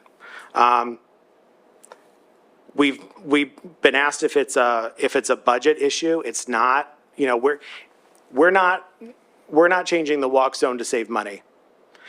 In fact, I would argue that this year we're actually spending a lot more than what we anticipated, because what's happening is some of our drivers go into overtime, or many of our drivers go into overtime. So we're actually really not saving any money on transportation, and our drivers are driving long hours, still within safe limits, but driving long hours. We were asked about private schools. So legally, we have to transport students in a 10-mile radius of Lower Merion. Any rule that we have for our students here applies to the students in private school. And you know, until that law is changed, there's some banter out there about it being reduced to 8 miles or 5 miles. We're required to transport students in that 10-mile radius. The last piece about 1.5, 1.6, 1.7 miles, I hear exactly what you're saying. The way the state calculation runs is edge of property to edge of property. And I know that door to door, it might be longer, but edge of property to edge of property. And if it's still coming up, if you can email me your exact address, and we'll take a look at that. Because if it's not edge of property to edge of property, well, let me say this, if it is edge of property to edge of property and it's still longer than 1.5, then we have an issue that we have to address. So if you email me directly about that. Here's what I'm going to say. I was a little heated at the beginning of my comments, and I make no apology for that. I come to work every single day to do good things for kids and teachers. And I have no problem with people being upset about, I'm always going to make some group of people unhappy. All I would ask moving forward is that I am afforded the respect not to call my ethics into question and not to assume that I'm experimenting on children. Thank you. Thank you very much. Now, there are a few motions being removed. Yeah, you can absolutely make a comment. Thanks. I wanted to follow up on what Dr. Yanni shared in response to some questions, the board being silent. Because I actually think it's a really important point to discuss that the board is actually acting how all of us in 2 different cycles of election ran on talking about working together and talking about moving asked for policies and initiatives forward. That doesn't always mean, and let me be very clear, consensus from everyone in the community about how something will move forward. It does mean that we are doing our job as policy overseers and a team of 10 with the superintendent to give him the grace and to have hired him to put into place what we want him to do. What I mean by that is he's made it very clear in February when this initially came on board, in alignment with the timeline that we put in place so that the issues that you continue to raise and talk about can be worked through. He has said time and time again in response in email and in public comment how he is currently working and addressing those things. I understand there is nothing that any of us could say to quell the fear, and I really appreciated the woman, I'm sorry I missed your name at the end, that actually said the thing. She's scared for her daughter, right? That's where the emotion comes from. I get that. And also, in lieu of us saying we're not doing the walk zone, I doubt if there's anything that any of us up here could say to make everyone in the audience happy. And so what you have called all of us in our election cycles to do is to work together with the community to move the work of our community forward, to make us the school district that we can be. And sometimes that means us being quiet and working together. So I just wanted to take a minute to also dovetail off what Holly brought up and in support of Dr. Yanni, because so far he's done absolutely every single thing that you all have asked him to look into. And in my perspective, and I speak for myself, it's more responsible to stay silent until we have more information rather than continuously confusing things by responding to every single comment. And I would respect that there be some credence given to how he has approached this process, as it will continue to be with many big changes that come in our district. That's my perspective, and I wanted to share it for the good of the group. There were a couple things that I just also wanted to mention. The Marionite articles were brought up. I agree, student speech is important when there is concerning language and factual inaccuracies. You can bet that I'm going to address it. I address it, and I stand by the fact that I asked for the articles to be taken down. And just so everyone's very clear about this, the students talked about putting it back up, and the students agreed not to put the articles back up. So just so that's very clear. Regarding Whistler Pearlstein, let me also be clear about this. A law firm does not run the district. The district seeks advice from a law firm. Assuming that the superintendent would need or would be run by a law firm is wholly inappropriate. And Mr. Orlando, we had special counsel for the Wolk lawsuit, correct? We had special counsel in some aspects of it, yes. Yeah, thank you. Okay. And then for the question about contracting out positions from the Lincoln Center and some other places, those were done with ESSER funds. Most districts have contracted those positions out because those funds are not forever funds. They're periodic, and we have to figure out what to do when those funds go away so as not to have an employee on our rolls. That's why we contracted out. Thank you both. Any other questions? If not, we're going to keep moving on because we do have some more discussion to go through. There are a few motions being removed from the consent agenda this evening. Dr. Yanni, would you like to walk through them? Yes, first I'd like to start by acknowledging the employees listed on tonight's agenda under Section 8A that will be retiring, and thank them for their many years of service and dedication to the district. So we have Annette Andre, she's the district-wide courier. Pat Berry, nurse for Lower Marion High School. Donald Bradley, a bus driver in our transportation department. Elizabeth Brennan, a bus aide and food service associated from Bala Cynwyd. We have Albert Gebhardt, a fourth grade teacher at Belmont Hills. We have Joan Hennessy, a school nurse in our student services department. We have Lisa Saglipa from transportation, and we have Elizabeth Stallings, who is a member of our bus aid and cafeteria folks at Belmont Hills. Do you mind if I make a comment? So much of our school and our belonging comes from our teachers, our bus drivers, and our aides. And it is sad to see any of them leave, but it's also with a moment that we take this time to thank them for the service. We have that big giant plaque outside that talks about enter to learn, leave to serve. And those people are entering to serve and to teach. And it is unbelievably powerful and moving for all of us. So all of these people are amazing people. I just want to do a shout out to Mr. Gebhardt, because I don't actually know his first name, because I only know him through stories of both of my children and the love that they had for him and for the support that he gave our students and the amount of work that he did through the Patan program at the intermediate unit to ensure that Belmont Hills Elementary School was inclusive for all children and welcoming for all children. So thank you to all of the teachers, all the bus drivers and the aides and the school cafeteria people, because if you don't feed our kids, they're really grouchy. So thank you all, and I appreciate it. Back to you. We have a number of personnel motions that we're going to go through. You're going to hear us do something a little bit out of the norm. So we're going to be creating some positions. appointing people to those positions, and then abolishing the positions that they're currently in. So we're doing that to send the clear signal that we're not creating a larger administrative team. We're making some shifts. And the changes that you hear about tonight and the changes that are forthcoming in terms of administration will all be budget neutral. And it will actually set us up to be a more nimble and agile organization. So 8B is create human resources director position. It is recommended that the Board of School Directors approve the creation of the human resources director position effective July 1st, 2024, along with the attached human resources job description. Are there any questions from the board? Do I have a motion to approve? So moved. A second?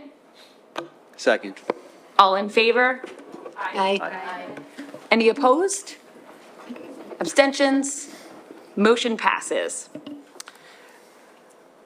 Item 8C, appoint the Director of Human Resources. It is recommended that the Board of School Directors approve the appointment of Felicity Hanks as Director of Human Resources for a term to commence July 1st, 2024, and ending June 30th, 2029, along with the attached employment agreement between Felicity Hanks and the district. Are there any questions from the board? Do I have a motion to approve? So moved.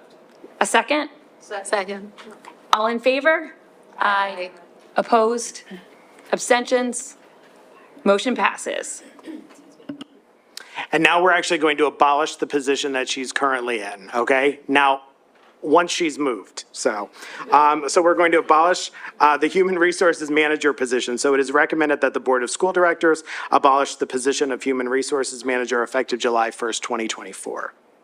Are there any questions from the board? No? Do I have a motion to approve? So moved. Thank you. A second? Thank you. And all in favor? Aye. Opposed? Abstentions? Motion passes. All right, thank you. Next, we have 8E, create Chief Financial Officer position effective 7/1/24. It is recommended that the Board of School Directors approve the position of Chief Financial Officer effective July 1st, 2024, along with the attached Chief Financial Officer job description. Do I have any questions from the board? Do I have a motion to approve? I have a question. I realized I hadn't asked this before. Is this kind of a common title in other school districts, or is this sort of a unique, because my understanding is that business manager is kind of the common title in school districts? Now, Chief Financial Officer is actually becoming more common, and with a $330 million budget, I feel. Okay, thanks. I just wanted that clarity. I appreciate that. No, appreciate it. Okay. Do I have a motion to approve? So moved. A second? Second. All in favor? Aye. Opposed? Abstentions? Motion passes. Nice new title there. And the sad part is I keep having to read this, even though I should memorize it by now. Okay, next. 8F, appoint the Chief Financial Officer. It is recommended that the Board of School Directors approve the appointment of Victor Orlando as Chief Financial Officer for a term to commence July 1st, 2024, and ending June 30th, 2029, along with the attached employment agreement between Mr. Orlando and the district. Are there any questions from the board? Do I have a motion to approve? So moved. A second? Second. All in favor? Aye. Opposed? Abstentions? Motion passes. I told him we would clap for him, so let's. And abolish the business manager position. It is recommended that the Board of School Directors abolish the position of business manager effective July 1st, 2024. Do I have any questions from the board? Do I have a motion to approve? So moved. A second? Second. All in favor? Aye. Opposed? Abstentions? Motion passes. And I just want to thank the board for their support of starting to change the organizational structure of the district. I think it's going to set us up for good things to come. Next, we have a facilities and operation motion, 12A, award contracts for Alertus text-to-speech modules at Black Rock Middle School and supplemental landscaping at Black Rock Middle School. The administration recommends that the Board of School Directors does hereby resolve as follow. That the Board of School Directors does award the contract for Alertus text-to-speech modules at Black Rock Middle School to the contractor named named in the attached purchasing report for the amount specified therein as the sole source in accordance with the contract specifications conditioned upon receipt by the school district of all necessary contract documents properly executed in proper form. And be it resolved that the Board of School Directors does award the contract for supplemental landscaping at Black Rock Middle School to the contractor named in the attached purchasing report for the amount specified therein in accordance with the contract specification conditioned upon the receipt of the school district of all necessary contract documents properly executed in proper form. And be it further resolved that the proper officers of the school district are hereby authorized to do all things necessary to carry out the intents and purposes of the resolution, including the execution of all necessary documents. Are there any questions from the board? I do.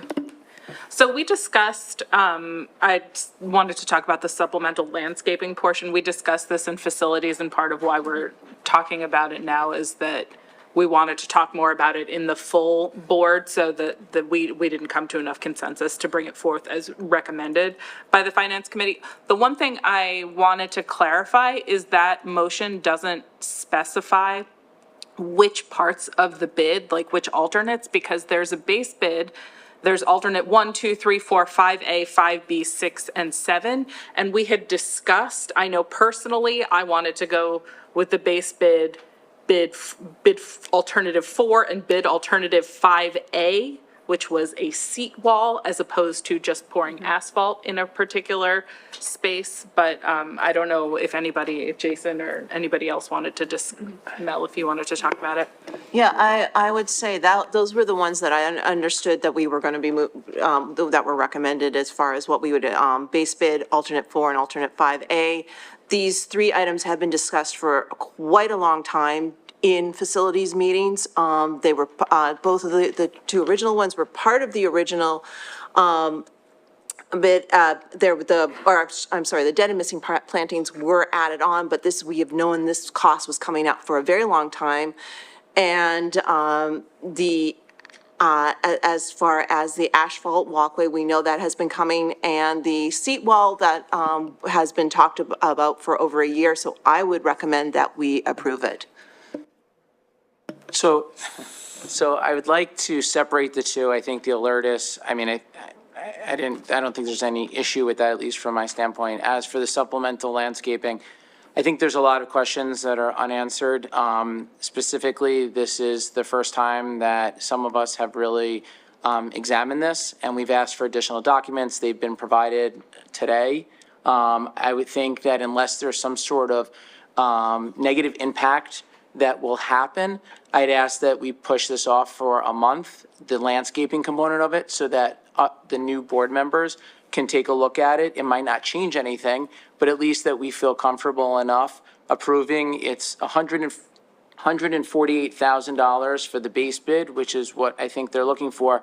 But if you go all the way and you include all the bids, you're looking at $430,000 total in this type of work. And I think that I feel more comfortable looking at some of the documents, even going to Black Rock. We have some pictures that were provided today. They're not recommending all $400,000. They're recommending the base 4 and 5A, which is $243,554. However, my understanding is that even though that's not recommended today, that the other bids could potentially increase for this supplemental, could increase up to $430,000 that we will, at a later time, will come back to. So I think my point is that I would like to have the time to review the documents, unless there's something that is detrimental to the district. In doing so, I'd ask that it get pushed off till next month's meeting to give us the opportunity to look at it. The documents were shared after Thursday's facilities meeting, so we have had several days to review them. Also, how long is this bid, sorry, Mr. Lill, how long is this bid valid for? The bid is valid from 60 days from after the bids were opened, and the bids were opened on March 6th. So they would still be valid for next month's business meeting? From a contractual standpoint, yes. From a scheduling standpoint, there is a spring planting season, which begins April 15th and ends on May 31st. Right. Approval on April 11th would not give the district enough time to mobilize this contractor and would not give the contractor enough time to execute on or before May 31st. Right, and so just for clarity, the base bid of the dead and missing plants is part of a requirement from the township. We have to plant these plantings, and the reason that we're not recommending bids 1, 2, and 3, the rain gardens and the basin landscape, is because you believe this quote is too high, and we will get a better price with a different contractor. Hence, you have done your due diligence on the current bids that are being recommended, and you would feel comfortable recommending the adoption of these purchases for tonight's meeting? Correct. As I stated on Thursday morning, base bid, bid alternate 1, 2, 3, and 4 are all specifically required by the township via the land development process, the various conditions of approval, and the over a 1-year process of having everything reviewed and put onto plans. 5A and 5B are actually mutually exclusive. You would not do both. I did state that that is aesthetic, that is discretionary at the board's pleasure. The 6 and 7 are also considered discretionary. What I would say to the board is I'm not comfortable recommending bid alternate 1, 2, and 3. Again, they are required. However, there are more cost-effective ways to do that work, and it doesn't have the same time constraints. It's not as difficult to get that work done on a shorter time frame than getting these trees, getting them from a nursery, getting them planted, and going through the processes that would be needed to do base bid and alternate 4. Having been through all of these explanations and been through the long haul for the development of this building, I have the illustrative honor of being the only one of us who's in their second term and has been here through the whole bit of putting Black Rock Middle School together. I will be voting in favor of putting forward these bids tonight, and would encourage. Let's make sure everybody gets a chance to, just in case you have to go back on it, let's make sure everybody gets a chance to comment. I want to make sure that everybody gets an opportunity to share their questions. I have a few questions too, but jump in. Sarah, we'll start with you and go down. Sure. So just to clarify, because I was not at the meeting on Thursday morning, I was able to listen in for part of it. Alternate 5A and alternate 5B are not required by the township. We never have to do them if we choose not to. Is that correct? Correct. It's discretionary. And right now, it's the River Rock that runs along next to the walkway and the large wall? If you drove there today, yes. Yeah. Okay. And we only received one bid for all of these projects. We actually received a second bid that arrived late, and once you open the first bid, you can't open another bid because that violates the sealed bid process that we're required to comply with. Okay. But we're confident with just the one bid that the pricing is good for the base bid, alternate 4, and alternate 5A, but we're not confident with one bid that the pricing is good on all the others? Correct. It's the same contractor. Yeah. However, again, 1, 2, and 3 are not really cost effective. There's other more cost effective ways to do that work. Okay. So I actually agree with Jason on this one. I don't know if it's possible. My suggestion would be to go ahead with the plantings, the $150,000 dollar plantings, because of the time constraints and getting the plants in the ground. But I don't think there's a weather urgency for replacing the rocks with the blocks and putting the path in there. So, I mean, my son is at Black Rock. I'm there all the time. I go up and down that driveway. I've never once said to myself, geez, why are these rocks here? We should replace them with concrete blocks. So replacing rocks with blocks for $50,000, I don't think is financially responsible. I don't think we should do it, and I can't vote for that. The other thing is this asphalt path to nowhere. Like, I don't get that either. I mean, we're not supposed to be paving impervious surface, and it's along Montgomery Avenue. So children coming from higher up the hill have a township concrete nice sidewalk, and then the path up the main. And then if you're on Stone Ridge, you now can come up the back way too. So putting an additional path along what's got to be an unsafe road to encourage people to walk along Montgomery, like, is another, in my view, a waste of $50,000. So I cannot vote for either one of those two. That's required by our agreement with the township. That, like, it. Does that predate the sidewalks, though? That goes back to like 2019 or something Mr. like that? Lilkin, Actually, when this was raised in 2019 during the approval process, I actually stated those same thoughts to the Township Board of Commissioners. The Okay. Township Commissioners proceeded to vote to include a condition that reads as follows. Condition approval number 38, this was in October of 2019.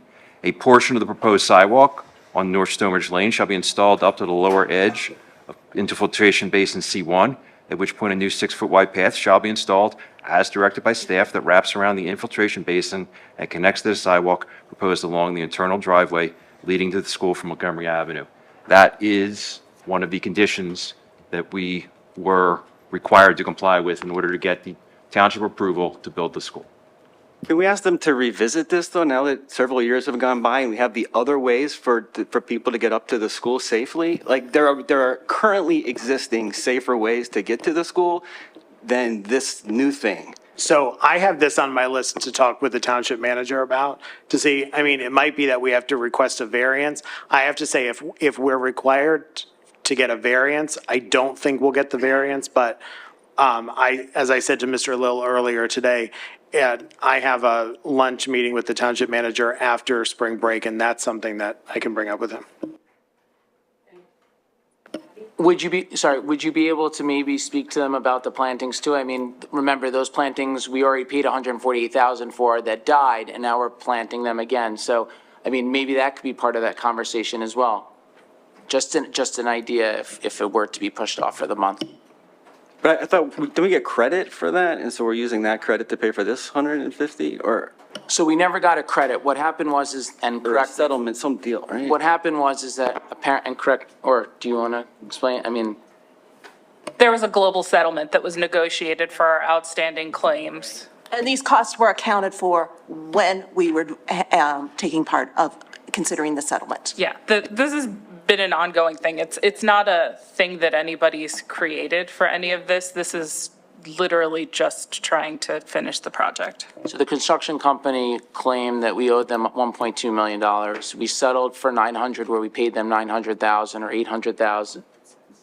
Oh, sorry, 1.6, and we settled for 900,000 that we paid them the 900,000 with the understanding that we negotiated less off of the 1.6 to take into account of these dead and missing plans. Yeah.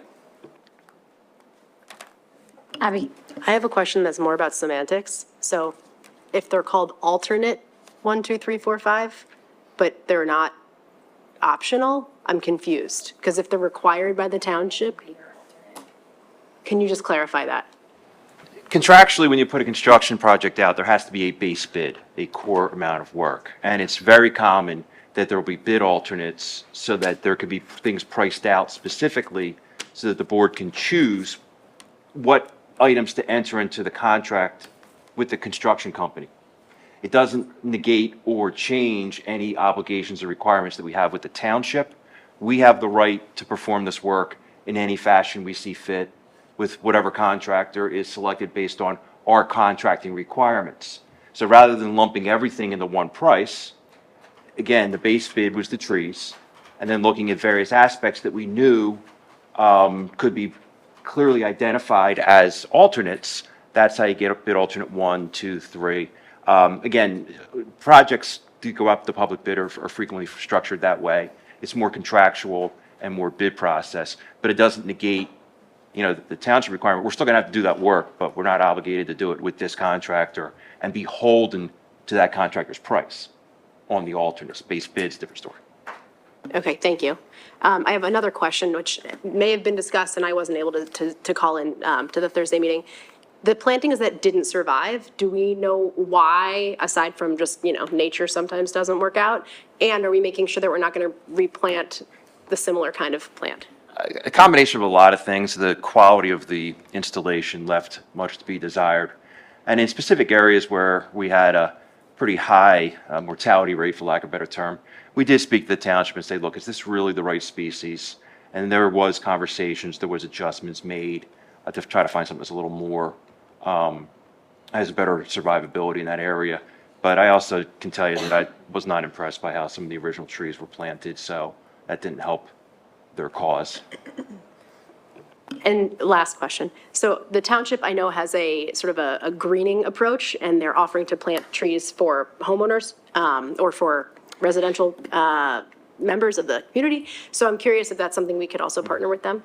So what they have is a shade tree program, and that if there's a planting that would be along the right-of-way on your property, which would basically be the front curb to some extent. I mean, we're deep into a 22-acre site, so we're well outside of the territory that shade tree program would cover. And the contract for building the middle school required the district to do things for the community. We put in sidewalks and things that would not normally have been part of building a project like this because that was required of us by the township to get our approvals. And so I wouldn't imagine flexibility on that would be something we could expect. Anna? Thanks. I just had a few questions. Well, first, thank you so much, Shayna and Melon. I know you both have done a lot of work on these various contracts and facilities meetings, so I really appreciate the time you've put in and sort of just seeking to understand some details here for this vote. One thing I'm wondering, is there a date, I don't know if this comes from who, but is there a date by which we have to have said asphalt path to, no, I don't, the part that's in, what is it called, sir?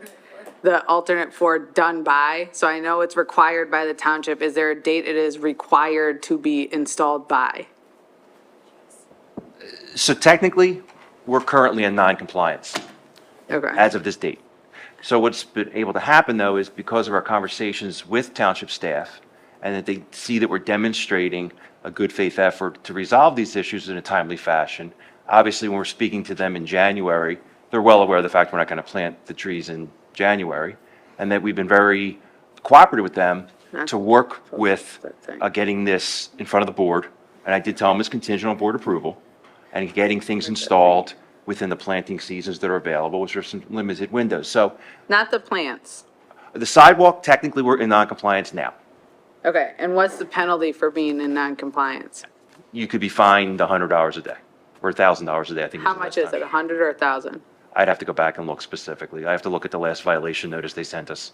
Okay. I think it's 1,000. Okay, I'm just trying to square what the risk of finance. And then the second one I have is, what is currently in our budget FY '20, like our current budget for this project? Regardless of the settlement and all the things, what's in the budget for this project? This is part of it's a capital project, so it's project monies assigned to that construction. It doesn't affect the day-to-day transactions, and this is what we budgeted. We budgeted $150,000 for the dead and missing, came in at 148. And there was another 100,000 that our construction manager identified for that asphalt sidewalk that was a condition of approval. That came in at 49. Okay. And that was factored into the overall project budget, and it was also communicated to the school board when the global settlement was reached. So that we voted on this in a previous year. I know I'm going slow, but I'm just making sure I understand. We voted on this in a previous year in an approval of the budget for almost $200,000 or close to $200,000. It was part of the approval of the project as a whole. Yes. Which would have been back in like 2020. Okay, and then to be clear, since it's in capital money, if we were to not approve the addition, if we did the plantings and held on the other thing, that money is still not money that frees up to fill a budget hole this year. It would have to be applied to a capital project. The same capital project. I'm looking at our chief financial officer. I'm looking at our chief financial officer. No, that's correct. It's a capital project, so I think used for a capital project, not for a whole, like in your general operating fund. But like a roof would be fair game. You could use it to that, Because we got a back few of to those to pay resolution and for. everything, but that's not gonna pay for a roof. No, but, I mean, Towards the roof. And it would have to, and is the limit on the capital, I'm just really trying to There is understand what we're not, there's talking about. not. So it just goes back into the bank account, it doesn't expire at the end of this fiscal year? It will stay in that fund. In the capital fund, so it could be applied forward. So the biggest risk, if we don't approve tonight, is risking $1,000 a day and being continuing to be non-compliant with the asphalt portion and the plantings with the township. I would agree. Okay, thank you. Have we, just so that we're clear on that, have we spoken to the township and if we don't vote in favor of this, that they're going to fine us? Or if we're still working towards it and we're not saying we're not doing it, but we just need a little bit more time to iron it out and get a second bid or whatever it may be, they're gonna start fining us starting tomorrow? I did not say that. What I said is they are very appreciative of the steps that staff took to move this forward in a reasonable and timely fashion. I can't speak for the township. I can't speak for township staff. And ultimately, it might not be township staff's decision. They also have a board that they report to. That was one of the questions that we had asked at the facilities and purchasing meeting to find out whether or not this was something that had to be moved on today or whether or not we had more time from the township so that we can make that determination. I feel pretty confident that as long as we can make the case that we're putting forth a good faith effort, I don't think there's a desire for them to start fining us. I think that would be a bad look in the community, like, especially if we're making a good faith effort. May I follow up quickly with Mr. Orlando and Ms. Brooks, that if we leave the money in the capital fund, is that then subject to some of the terms of the Wolk agreement? No, not the capital project fund. Okay, thank you. Just so we're clear, if you reject these bids, we have to go back out for bid. You're gonna hold a sealed bid. Doesn't mean we'll get the same vendor or a different vendor. The pricing could be higher. You don't know. Especially since we just said that we budgeted $100,000 for something that came in at $49,000, so. Plus, there's the cost of going through the bid process again. We have until May 30 April, something. May 30th to accept the bid, correct? Contractually, you do. And I'm not saying this to put any pressure, but if it's not approved tonight, it will effectively push the work back to the fall. But we could still sign the contract and get that rate and then do the work in the fall, potentially. If the contractor agrees to that extension of time, which is feasible, I've also seen contractors then turn around and say, well, I want a change order for additional general conditions because of the extension of time. I can't forecast for you how this particular contract would react. That it opens up another Pandora's box, but potentially. And then just, sorry, one last thing. I apologize for monopolizing. I was just curious as to whether or not we have ever explored any other types of other options to plant those trees, meaning like, you know, is there a way to have, I don't want to say like fundraiser, but like where people can dedicate it, buy a tree and they have like a little plaque on it and they put out the tree at Black Rock and that satisfies it. Or, you know, I know we've talked about possibly naming rights for something along those lines. I mean, have we explored that option? I mean, maybe not the naming rights, but the tree component of it. I know that the township sometimes gets trees at cost, maybe partnering with them or even exploring that option. I was just curious if we've done that. So the board does have a gifts, grants, and donation policy, so that's always an opportunity for various things and not just trees. We're talking about 83 trees total, so it's not like a weekend warrior type project, and it's also the type of thing that, I mean, how many trees, how much market is there for donated trees? Again, some of the other areas like rain gardens, I do see a lot of different opportunities because of the much smaller scale of what's being planted.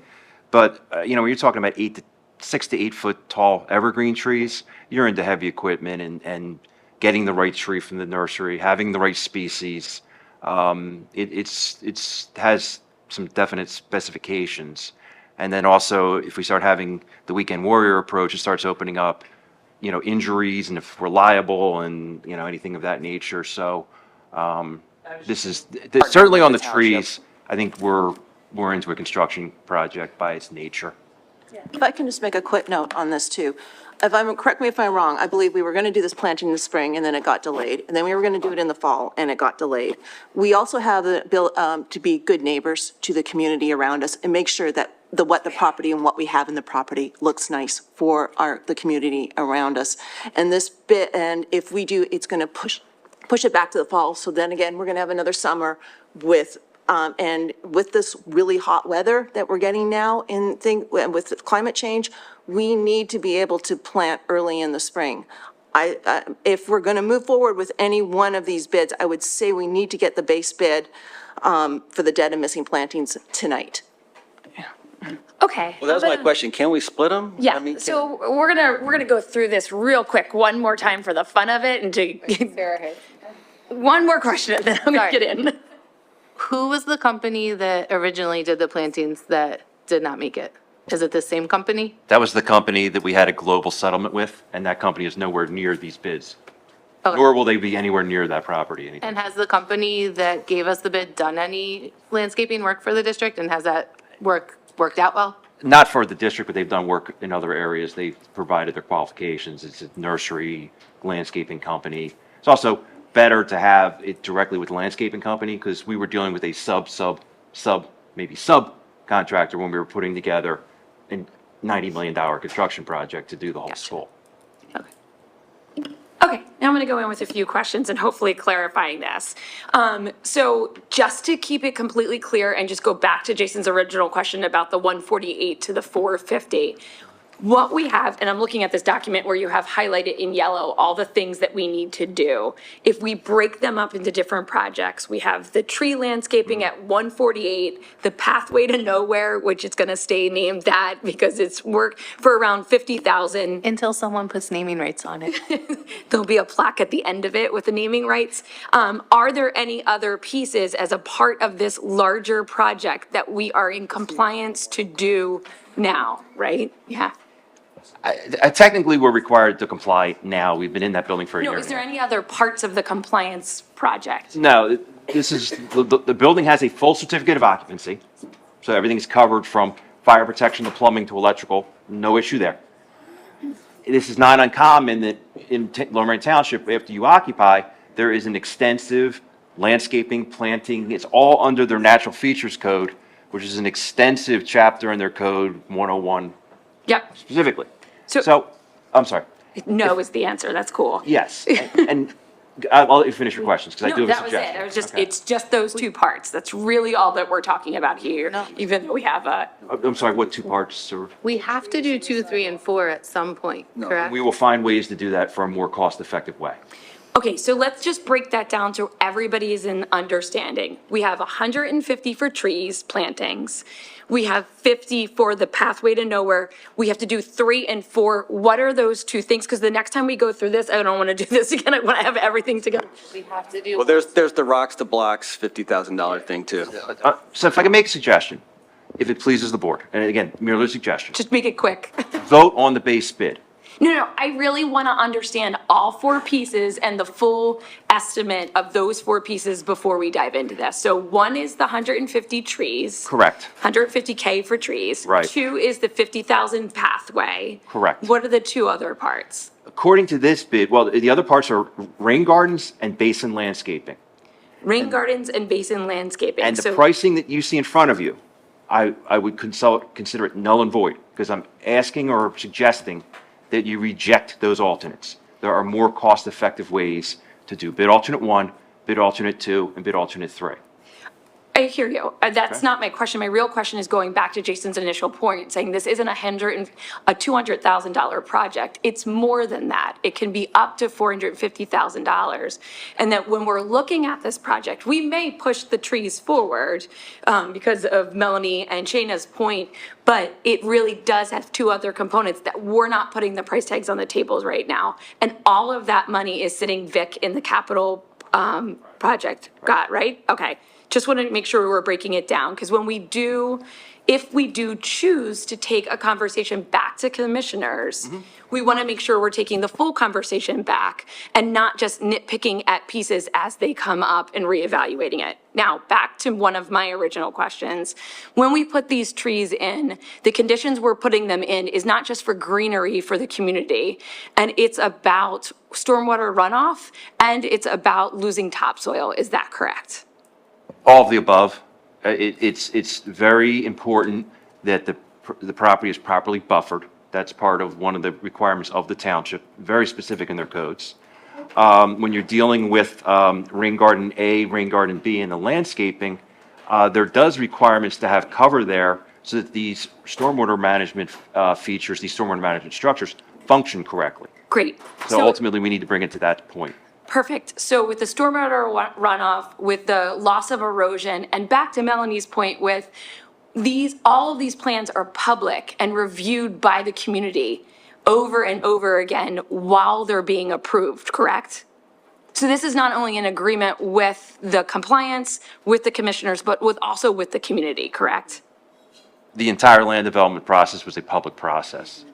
Great. And the only part of this that is under a tight timeline is the planting of the trees. Since we're out of compliance with all of it, it's really just about the trees and the tight timeline because of the planting season.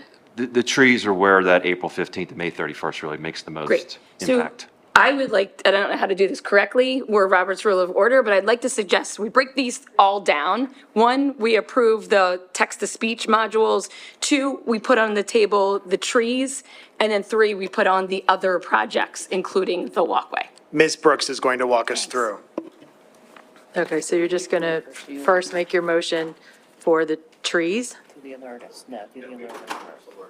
Okay, Number 1. number 1. Alertus. Alertus, wait, we should do Alertus first. I think that could be so easy. Okay, go ahead. Let's do it right now. I think I can handle that after this. We recommend to move forward the Alertus text-to-speech modules at Black Rock Middle School. Are there any questions from the board on just Alertus? Nope. Do we have a motion to approve? So moved. Second? Second. All in favor? Aye. Opposed? Abstentions? Motion passes. Okay, part 2, just the trees. Ms. Brooks, is that that's how the, you want to do it? that's the What do base I bid. call it? The base bid? Base bid. Yeah. Base bid. Okay, so you want to approve the base bid, Okay. which is the We're going to separate, wouldn't it be 4 technically? Do we need a motion to separate them first? Yeah, motion to separate and then. Got it. I recommend to the board a motion to separate the 4 components of the Base bid, base bid. Thank you. of the total bid. Now, Of the total bid, and you're going to do you the have base to bid. either accept or reject the base bid in its totality. And then you can go to the alternates one by one. Okay. Sorry, I didn't. I have a motion to the board to, yeah, that's great. But just the part of the base bid, just to describe what's the part of the base bid again, so The that we base understand bid that. is the cost to replace the dead and missing trees Yep. at a base bid price of $148,164, based on the bids that were opened on March 6th. Okay. And so we're moving to separate that out, and is everyone in favor of that? So first get the motion to that. Okay. I need everyone to focus on me here for a second because I'm a little, all right. So the base bid, is the base bid just the trees? Yes, it is. Only trees. Okay, so I ask the board to separate the motions contained in 12A by base bid and then alternates. Is there a motion and a second? So moved. Second. Do I have a motion? No, all in favor. All in favor? Aye. Any opposed? Abstentions? Motion passes. So that's just the separation. Now you have to, Just the separation. so now you're going to take the base bid, and then you're going to take the alternates. And the base bid is 148 for the trees, right? Okay. So I put in front of the board the base bid for the replanting of the dead trees at 148. Is that the correct number? 48. 148, 164. Are there any questions? Do I have a motion to approve? So moved. A second? Second. All in favor? Aye. Opposed? Abstentions? Opposed, what, what's the difference? Sorry, I don't. You don't get counted as a for or against, so you won't, well. I'm if- opposed. What's that? What's the difference between that and opposing? Opposing, you get counted as being in opposed, so you won't, you don't count as countering. Yeah, yeah. So I'll oppose it just because I don't have all the information. Abstentions? The motion. Sorry, so I'll abstain, I guess, instead of. No, you want to oppose, you don't want to do it because you don't have the information, so you want to publicly say, I do not vote to move this forward. Got it. Got So it. So we have 2 opposing, you got that? Okay. Motion passes. Okay, now to vote on alternate 2, 1. Wait. I thought that was 1. No, that was the base bid, and now we have to go through 1, 2, I'm going to listen to 3, you. 4, 5. Yeah, do you want to go ahead and, go through each, you have each of the different. It's on board docs. Do you want to just give it to me? I have 30 Yeah, things give her- open right now. Yeah, so she Thank can you. read each one through. Okay, this is so much fun in Robert's Rules of Order. Okay. Now I've got a computer in my way. What am I pulling on? Number 2, supplemental landscape, alternate 1. Thank you. So, here we go. Moving forward, alternate 1, Rain Garden A, 66,934. It will put forward to the board for a vote. Do I have any questions from the board on that bid? Do I have a motion to approve? No motion to approve? Right. Dies. So, correct. Great, okay.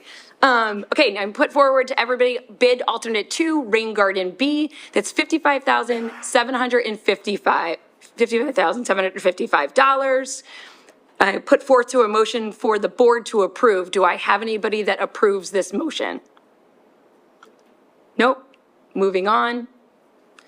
Bid alternate 3, Basin Landscaping, that's $5,137. Do I have a motion from anyone on the board to approve? No, I have no motion. The motion dies. What's the word? Dies for lack. Fail. Dies for lack of a second. Thank you. Fails, dies for lack of a second. Okay, wow, there's a lot. Bid alternate number 4, new asphalt walkway parallel to Montgomery Avenue. This would cost us $49,275.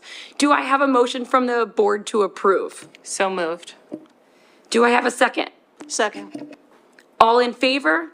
Aye. Aye. Opposed? Opposed. Any abstentions? Oh, yeah. Wait, I think Denise is counting the opposition. Yeah. Down the opposed so that I can make sure. I have Abby, Todd, Sarah. Anna, did you approve? You opposed? No, I'm abstaining. Okay, all right. And is anyone else abstaining? Kimberly opposed. Okay, I got it, okay. Motion does not move forward, will be reconsidered and sent back to facilities? Correct. It has to go back to facilities, I think. Or back to Dr. Yanni for discussion. That's what the township. Right, so I will keep the board abreast of my conversations with the township manager. I'll actually, our meeting isn't until after spring break. What I'll do this week, I'll try to get in touch with him this week and at least have a preliminary conversation. Okay, we're moving on. We are on bid alternate number 5A, seat wall along entrance driveway, $46,115. Do I have a motion from the board to approve? So moved. A second. Second. All in favor? Aye. Aye. All opposed? Opposed. No one abstained this time. No abstentions? The motion does not pass and goes back for leadership to fix. Okay. Bid alternate number 5B, porous asphalt for $16,000. Do I have a motion to approve? The motion does not move forward. It dies for lack of a second or lack of any motion. Okay, next, bid alternate number 6, no mow grass, $28,995. Do I have any questions on the board? I forgot to ask that earlier. No, go ahead. Did you say no more? No mow grass. Oh, okay. But what is this, asphalt? I mean, what is this? AstroTurf. AstroTurf, oh my God, that's terrible for people. Just a correction, it is not AstroTurf. It's Ornamental, but it's face grass, it's no, not real. it is grass. It's a dwarf grass. I can't claim to understand it either, but it is a natural We're not substance. going to approve it. So, yeah. We will have plenty of time to figure out what it is after this. So do I have a motion to approve? No, maybe because we don't know what it is. A second. No, you don't. And no need to move it forward. There is no vote back to leadership. And then I think this is the last one. Bid alternate number 7, Upland Seed Mix along Claremont Road, $9,533. Do I have a motion to approve? Then it dies and we'll go back to leadership for discussion. Okay, thank you. Thank you. We will move forward with approving the consent agenda. Do I have a motion to approve the remaining agenda via consent? So moved. Second? Second. All in favor? Aye. Opposed? Abstentions? Motion passes. Ms. Brooks, can you please give a report on the Sunshine Act?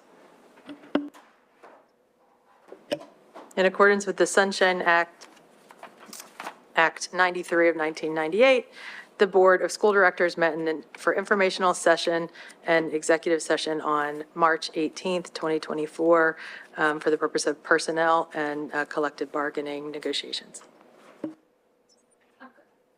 Upcoming board and committee meetings will be held in the boardroom unless otherwise noted.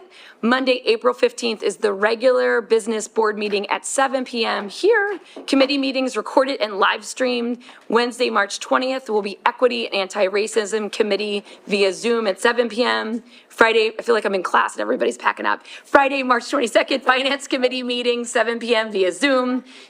Friday, April 5th, the Policy Committee meeting at 8:30 a.m., bright and early for policy.